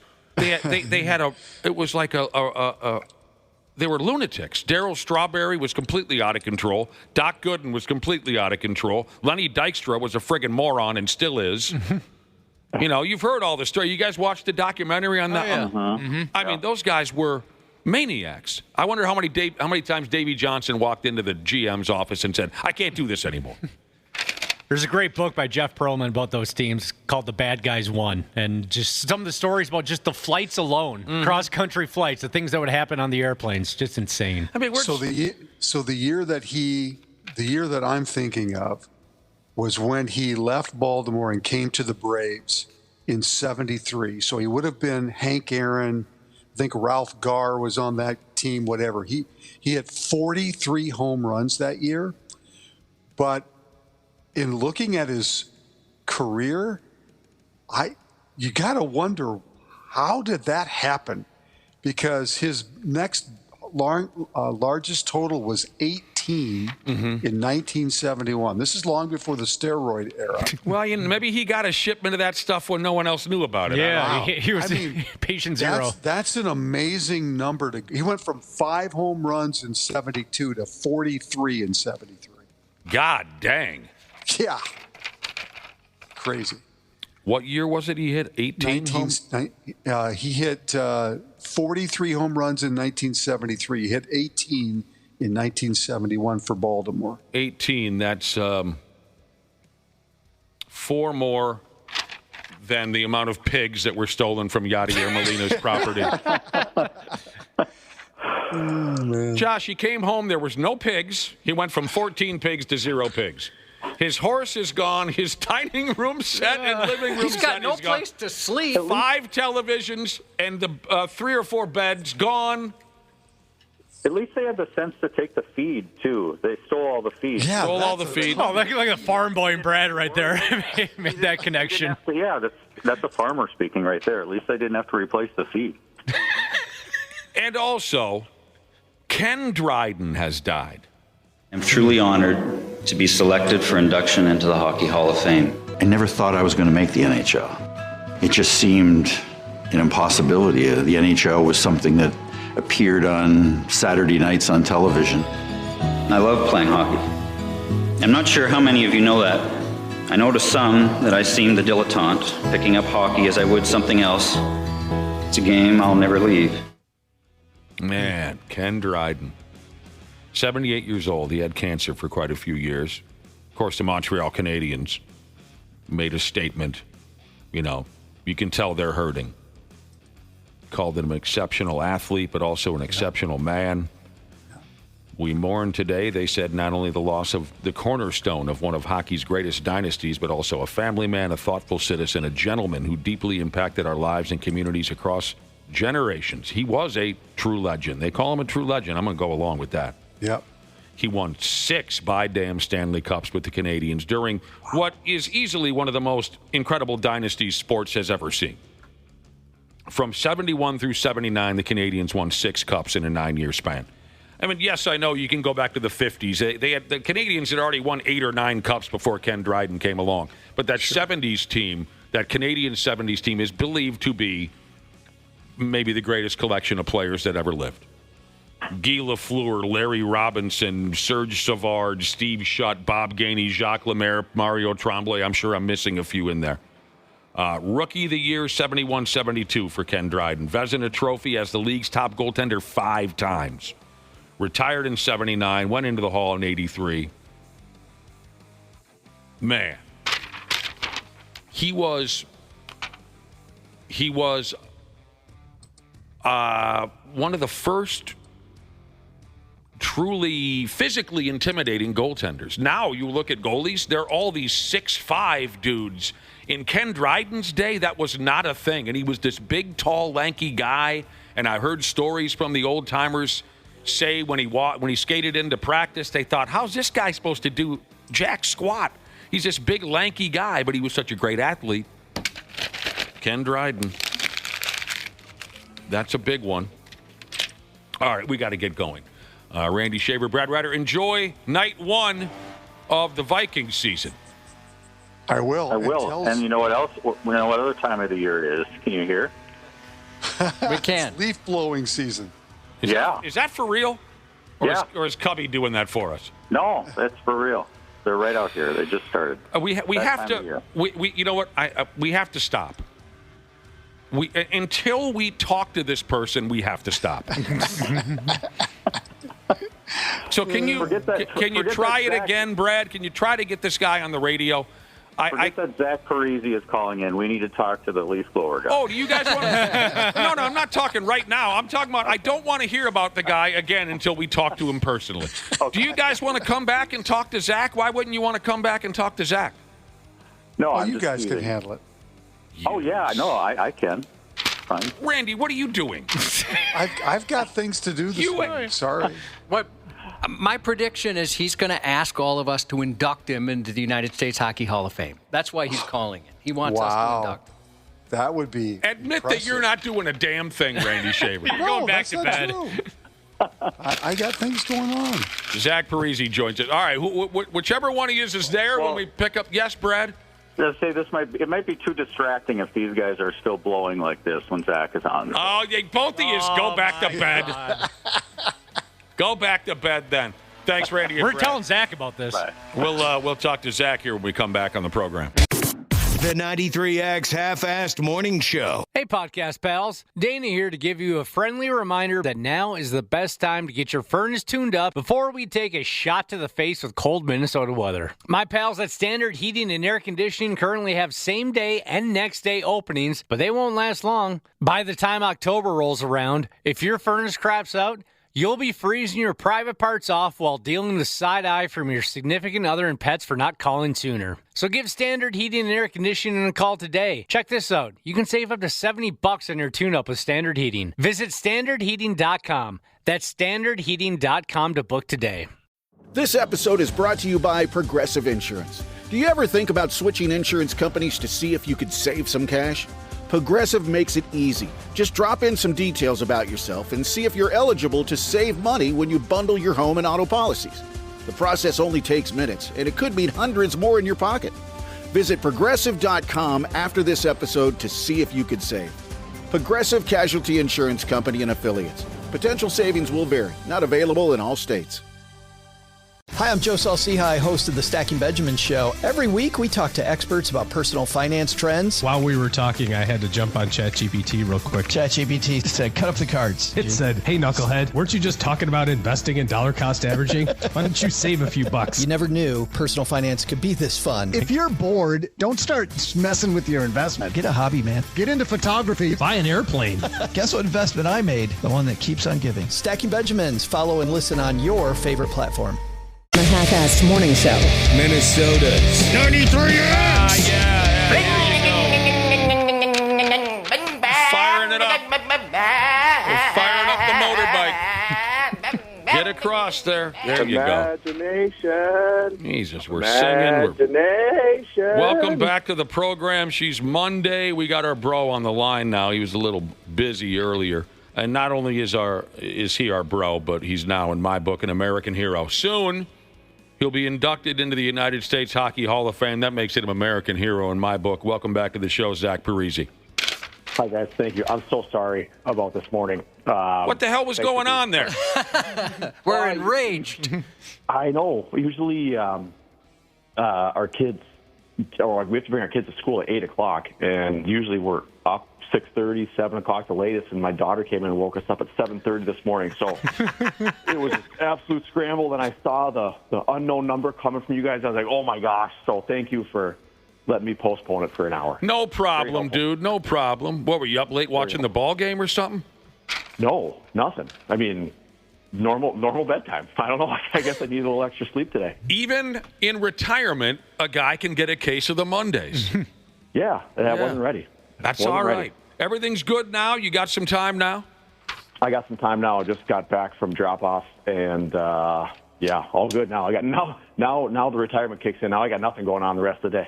Yeah, it's awesome. How you been, man? It's great to hear your voice again. Good. Yeah, thanks for having me again. Doing great. Kids are back in school, getting all their stuff done, and hockey season's right around the corner for them. So you're going to be coaching again? Exciting times. Yeah, I'll help out wherever they end up. My older boy and daughter, they're Pee-wee and 12U first years, and then my youngest is still a Mite 3, so he's got some Mite hockey still to go. But wherever they end up, I'll hopefully be able to help out. That sounds pretty cool. How old's the oldest now? 12, 11? The twins are 11. They're twins, I forgot. Yeah, Jesus. Yeah. So they're in 6th grade, and then their little guy's in 2nd. Unbelievable. Congratulations on your induction into the United States Hockey Hall of Fame. Where and when for this? Thank you. I think it is, could be a couple days off. I think it's December 4th, and they're doing it in St. Paul. Cool. So, I know it jumps around. I think last year, because Matt Cullen got inducted last year, I think it was, and it was in Pittsburgh, and then it's been bounced around, but luckily they're going to do it here, so don't have to travel for it. That's pretty cool. Josh has already volunteered. If you need someone to induct you, we'll do it. We assumed that's why you were going to call in today to ask us, and the answer is yes. We would be honored. I would love the intros that you guys give me onto this show. I would love that same intro into the induction. That'd be fantastic. Well, earlier when we thought we were going to have you on at 7:30, and then this happened and that happened, which is totally cool. Don't get me wrong. We played the audio of you murdering Dan Boyle on the ice a number of years ago. Nice. That would be a cool video to run when you're inducted, right? Your one and only fight. One and only fight, and then people in attendance could vote who won. Yeah, yeah, which we did a number of years ago. Yeah. What was that? Was it Hockey Fights? HockeyFights.com or whatever. That was hilarious. Yeah. So they incorrectly had Boyle winning that fight. They did. And we told people, we'll go check it out and give your opinion, and then overwhelmingly you won, as it should have been in the first place. Exactly. It's funny, all the kids that I coach now, that they all ask, have you ever been in a fight? Have you gotten in a fight? I'm like, yeah, I got in one fight, and give them the story, and then I tell them my version, and they go watch it at home, and they come back, like, yeah, you didn't win. Freaking kids. I know. That is really cool, really special. You'll be going in with, is Joe Pavelski, and who am I missing, Zach? Scott Gomez, one of my teammates from my first 2 years out in New Jersey. Yeah. So those are the two, I guess, what do you call them, male hockey players. There's one woman hockey player, and then a photographer, Bruce Bennett. So he's kind of like an iconic photographer in our sport. So kind of cool. Yeah, I was reading about them. Yeah, Scott Gomez and Joe Pavelski. How many American hockey clubs? I don't know how you say it. How many international teams did you play on with Joe Pavelski? A couple of them, right? Yeah, we played both Olympics together, and then we played World Cup together, and probably a World Championship here or there. I don't remember exactly, but probably at least 3 or 4 or 5. And then, like I said, with Scott, he was my center for my first couple of years in the NHL. Did I ever tell you the story about the guy who was running around Lake Minnetonka acting like, telling people he was Scott Gomez? No, I did not hear that. Yeah, tell them this story if you have, when you guys get together. I stopped at a marina. I was boating out on Lake Minnetonka a number of years ago. I stopped in a marina to use their bathroom. Some of you are going, what, you can't just leak off the boat? It wasn't a leak. Give me a break. So I get on the dock, and I get in line to use this marina bathroom, and there's this blown up younger dude, kind of blown up. He was cut. And he was hitting on every lady that walked by. Hey, baby, what are you doing? Hey, what bay you hanging out on today? Whatever, right? He's hitting on all the women, and the women are ignoring him. So now it's just me and him in line to use the bathroom here at this marina. And he turns to me and goes, hey, how you doing? I said, pretty good. He said, you a hockey fan? I said, sure. And he goes, yeah, you probably recognize me then. I'm Scott Gomez. And being a hockey fan, I knew it was not Scott Gomez. But he tells me... Funny though, it sounds the way Scott Gomez would present himself. Oh, really? That's hilarious. Really? Maybe it was Scott Gomez. I know it was not. Yeah. But then he tells me this, long story about his hockey career and how amazing he is, and I'm thinking, my God, this guy's really going for it with this charade here, with this BS story. But now you're telling me that is somewhat comparable to how the real guy operates, huh? I would say the part of flirting with the ladies, yes. I don't think he would not voluntarily tell you, I'm Scott Gomez, I play in the NHL. That's not Scott. But the first part, you kind of have, might have been him. Yeah. Not the second part. It was one of the weirdest things. I don't know. Who knows what makes people tick. So when you are inducted, is it like Major League Baseball where you have to have a certain team represent you or anything like that? That's a great question. I don't know. Okay. Because like in Major League Baseball, you got to wear a certain hat and things like that, you know. I don't think so. The only reason would be because it's a lot to do with USA hockey, I think. Yeah. So international stuff. So I don't know the answer to that. Are you getting at something? Or No. I was just curious. This is a good question. I'm not sure, actually. I don't know. And have you thought about who will induct you? Bill Guerin, maybe? Oh. I don't think so. But it sounds like a maybe. It's a maybe. I don't know. Do you have? Now you guys are making me nervous. Do I have to find someone to do that? I don't know. I would imagine you're in charge of selecting someone, and maybe even multiple people to induct you. I think recently I saw a little bit of the NBA Hall of Fame. The latest inductees was only a week ago, and some of the guys and gals had multiple people speak for them. So you really haven't thought about this, Zach? No, I guess I got to do a little research and find out if I need to find someone. Yeah. How did you guys are in? Or you know what? You know what? And I could be wrong. Maybe they pick people for you. I don't know. I thought it was. I would think that the player would have a say in it. For Christ's sake, you know. I would hope so. How did you find out, Zach? I actually found out like a month ago. They called. Pat Keller from USA Hockey called and just kind of told me straight up. But he's like, you can't tell anyone. We're not telling anyone for a month. So I didn't even tell I told my wife. I didn't tell the kids yet. I told my mom, and that was it. No one else really knew. And then it was funny. Then the morning they announced it. I was actually, ironic, I was playing golf with Jamie Langenbrunner, who was already in, and Mike Madano, who was obviously already in. So it's kind of neat to be out there with them when it was all released and everything. So, yeah, it was cool. That's cool as hell that you're with those boys when you found it. Do you have any golfing or fishing stories for us since last we talked? Not a ton of. I mean, my golf game's just been trash, so no on that front. Fishing, I brought my boys up to Lake of the Woods, and my 7-year-old pulled out a 39-inch pike, so he was jacked up about that. We got a nice picture at home. We went up to Keith Ballard, his family's resort, and had a good time up there. It was awesome to get just the boys up there. It was fun. Sure, absolutely. Yeah.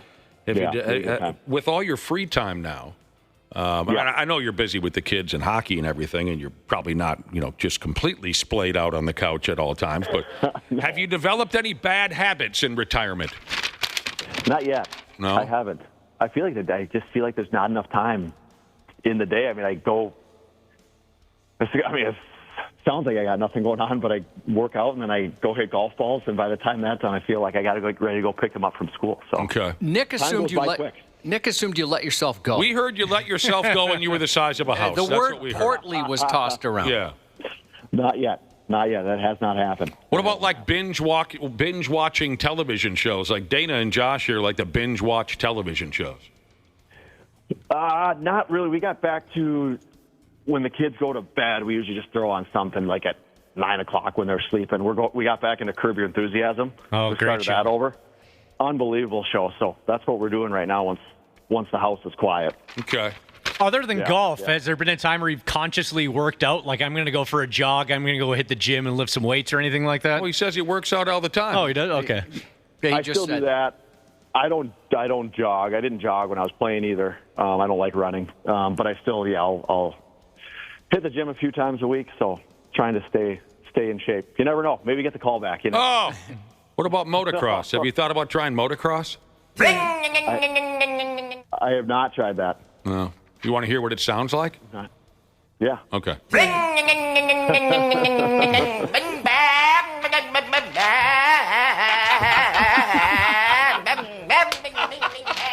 Have you heard of that guy yet, Zach? Not yet, no. Oh, come on. That's the Wing Ding Ba guy. That's the first. Yeah, he went to a town hall meeting and he did a full-on imitation of what it sounds like when he rides an imaginary motorbike. And he alternated between a 2- and a 4-stroke. We had him on the air. He was great. Way better than I even thought he was going to be. Have you joined a beer league yet? No, I've got invited a couple times, but the only time I actually put my gear on was playing in Darby Hendrickson's foundation game. Yeah, what was that? What was that like? Felt like I still had it a little bit. Yeah, made some nice play. Yeah. But it didn't make me miss it, though. It did not make me miss playing. No, you did enough. No, but other than that, no. I just had a couple of invites, but I haven't done that. I just put skates on for the kids' stuff. Yeah. You played in the charity game. Did your legs feel it a little bit? They did. Yeah. And that's got really tired. Oh, okay. Yeah. Legs got really tired. Well, I'll be damned, Zach. We're very happy for you, very proud of you. We've always enjoyed the relationship we had with you here on the radio station and whatnot. And we got all the way wait till December, but hopefully we talk again between now and when you go in, dude. That'd be great. Yeah, would love to. Thanks for having me on, guys. And again, my apologies for this morning. Oh, not at all. Holler at us anytime, Zach Parise. You're an American hero now. Thank you, guys. Thanks, buddy. We'll talk to you soon. Oh, we're about done. Just about ready to. But we'll start it all over again tomorrow at 5:40. We appreciate you very much. Cubby, you little hoe. What happened? Didn't you say earlier today is Star Trek Day? It is, yeah. All right, Star Trek trivia for Cubby. You ready? Oh, boy. On our way out, how about some Star Trek trivia for Josh? You mentioned a week or so ago you've watched every version. Not every version, but a lot of them, yeah. Give me the rundown again. Of the ones I've watched? Star Trek, the original series. The Next Generation. Next Generation. Voyager, Discovery. Enterprise? Yeah, Enterprise. That was one of my favorites. Okay. And the movies? Strange New World. Yeah, I've watched all the movies. Strange New World? Okay. The Empire Strikes Back, Return of the Jedi, the Sith, Rogue One. What is Sulu's primary position on the USS Enterprise? Communications, something. What I have in front of me is helmsman. Oh, okay, yeah. Helmsman. That kind of stuff, I just watch it. I'm not really. Which Star Trek captain has an artificial heart? I don't know, all of them. That would be Jean-Luc Picard. Oh, yeah.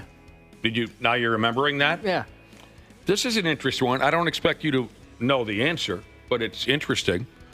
Maybe you know. NBC rejected is the word. The pilot for Star Trek. What famous female comedian got NBC to take another look and reconsider?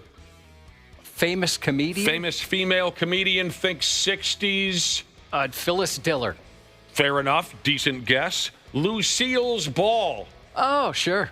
Convinced NBC to take another look. She loved it or what? Yeah. Like I said, I like watching it, but I'm not the trivia guy for this.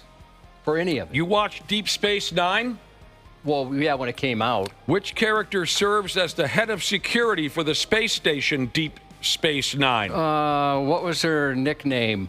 For Pete's sake, she's really attractive. Oh, yeah? Yeah. I can't remember her nickname. What I have in front of me is Odo. Oh, then that's not who I was thinking of at all. I'm failing this miserably. I wish I would have had a heads up. Data. You recognize the name? Data, of course. Data. Data had a cat. What was its name? Toonsis. Correct answer is Spot. Good guess on Toonsis, though. What character... That cat could drive. Yes, it could. Mm-hmm. What character dies in the series finale of Star Trek Enterprise? In the finale? The finale of Star Trek Enterprise. I don't remember. The character's name was Trip. All right, I'll give you one that, I know nothing about the level of difficulty of any of these questions. Oh, yeah, the doctor. Trip. Right, yeah. Yeah. Okay, I remember that now. So I'll give you one that even a completely unaware person would assume that any Star Trek fan would know. Do you understand what I just said? I don't even understand what I'm asking you. Not even a casual fan. Anybody would know this. Right, but I think you will know this one. What is the Klingons' home world? What world do they come from? You know the answer to this? Yeah, I got it right here in front of me. No. I don't know the answer, but I would assume that a Star Trek, how do you say it? Star Trek. I would assume that a Star Trek fan would know it because the Klingons, right? They're like a big deal on that show, the Klingons. Yeah, I don't know. I don't even know how to pronounce it. Like Kronos? Kronos, yeah. No, I didn't know it. All right, happy Star Trek Day. Jerry Ryan, 7 of 9. That's who I was thinking of. Oh, she is pretty. Oh, Tripp was the engineer, not the doctor. All right. Like I said, I'm not a trivia guy on this kind of stuff. Well, there you go. For you Trekkies, go ahead and knock yourself out on Star Trek Day.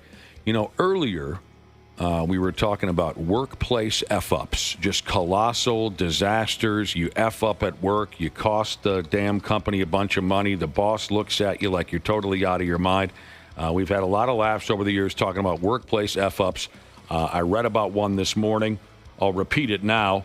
One person on social media said, I thought I put my lunch in the microwave for 4 minutes. Turns out I actually set it for 40. I got distracted talking to someone and burned the kitchen down. All 14 levels of the building had to be evacuated. That is one hell of a colossal F-up at work. I did receive a text message on the subject here a little while ago from a listener who says, when I was working at a casino as a janitor, I was cleaning underneath one of the pop machines. And that pop machine was only held up by a couple 3 2x4s. That sounds like a friggin' lawsuit waiting to happen, but that cracks me up just from the get-go. I'm cleaning underneath one of the pop machines, which was held up by a couple 3 2x4s. I decided to lightly kick one of the 2x4s to clean around it. That's his job. He's a janitor. And the entire pop machine fell off the wall, split a water main, and flooded that entire area of the casino. Man, I wish I had a story like that. I mean, I guess I did. When I was a forklift driver, I did tear a garage door completely off of its moorings, and it landed on the forklift with me That's still a decent one. with me still in it. With me still in it. The cage saved me. I tore it right off the. But in my defense, that garage door had been closed. Pardon me. That garage door had been open every single day that I worked there for about 3 or 4 years. And I was so used to, on that forklift, whipping around the corner to that open door. Yeah. And suddenly one day I came around and it was closed tight and I smashed right into the pig. Total. The amount of dirt and dust that was on top of all of us when that was over was something to see. I've seen that somebody go through a screen door at a barbecue, the sliding screen door. And it was the homeowner, the husband, his wife had closed it, and he didn't even know they had one of those because they'd never closed it since they lived there. Mm-hmm. No clue that even existed. That was pretty good. Did he have a big old plate of food or anything when flying sure did. like the He TV? ended up with hamburgers all over him. It just bounced right back on his chest. All right, we got to go. Happy birthday to Andrew from Millimeter Peter Jesus. You're listening to the radio. The 93X Half-Assed Morning Show. Hey, podcast pals. Dana here to give you a friendly reminder that now is the best time to get your furnace tuned up before we take a shot to the face with cold Minnesota weather. My pals at Standard Heating and Air Conditioning currently have same-day and next-day openings, but they won't last long. By the time October rolls around, if your furnace craps out, you'll be freezing your private parts off while dealing with side eye from your significant other and pets for not calling sooner. So give Standard Heating and Air Conditioning a call today. Check this out. You can save up to $70 on your tune-up with Standard Heating. Visit standardheating.com. That's standardheating.com to book today.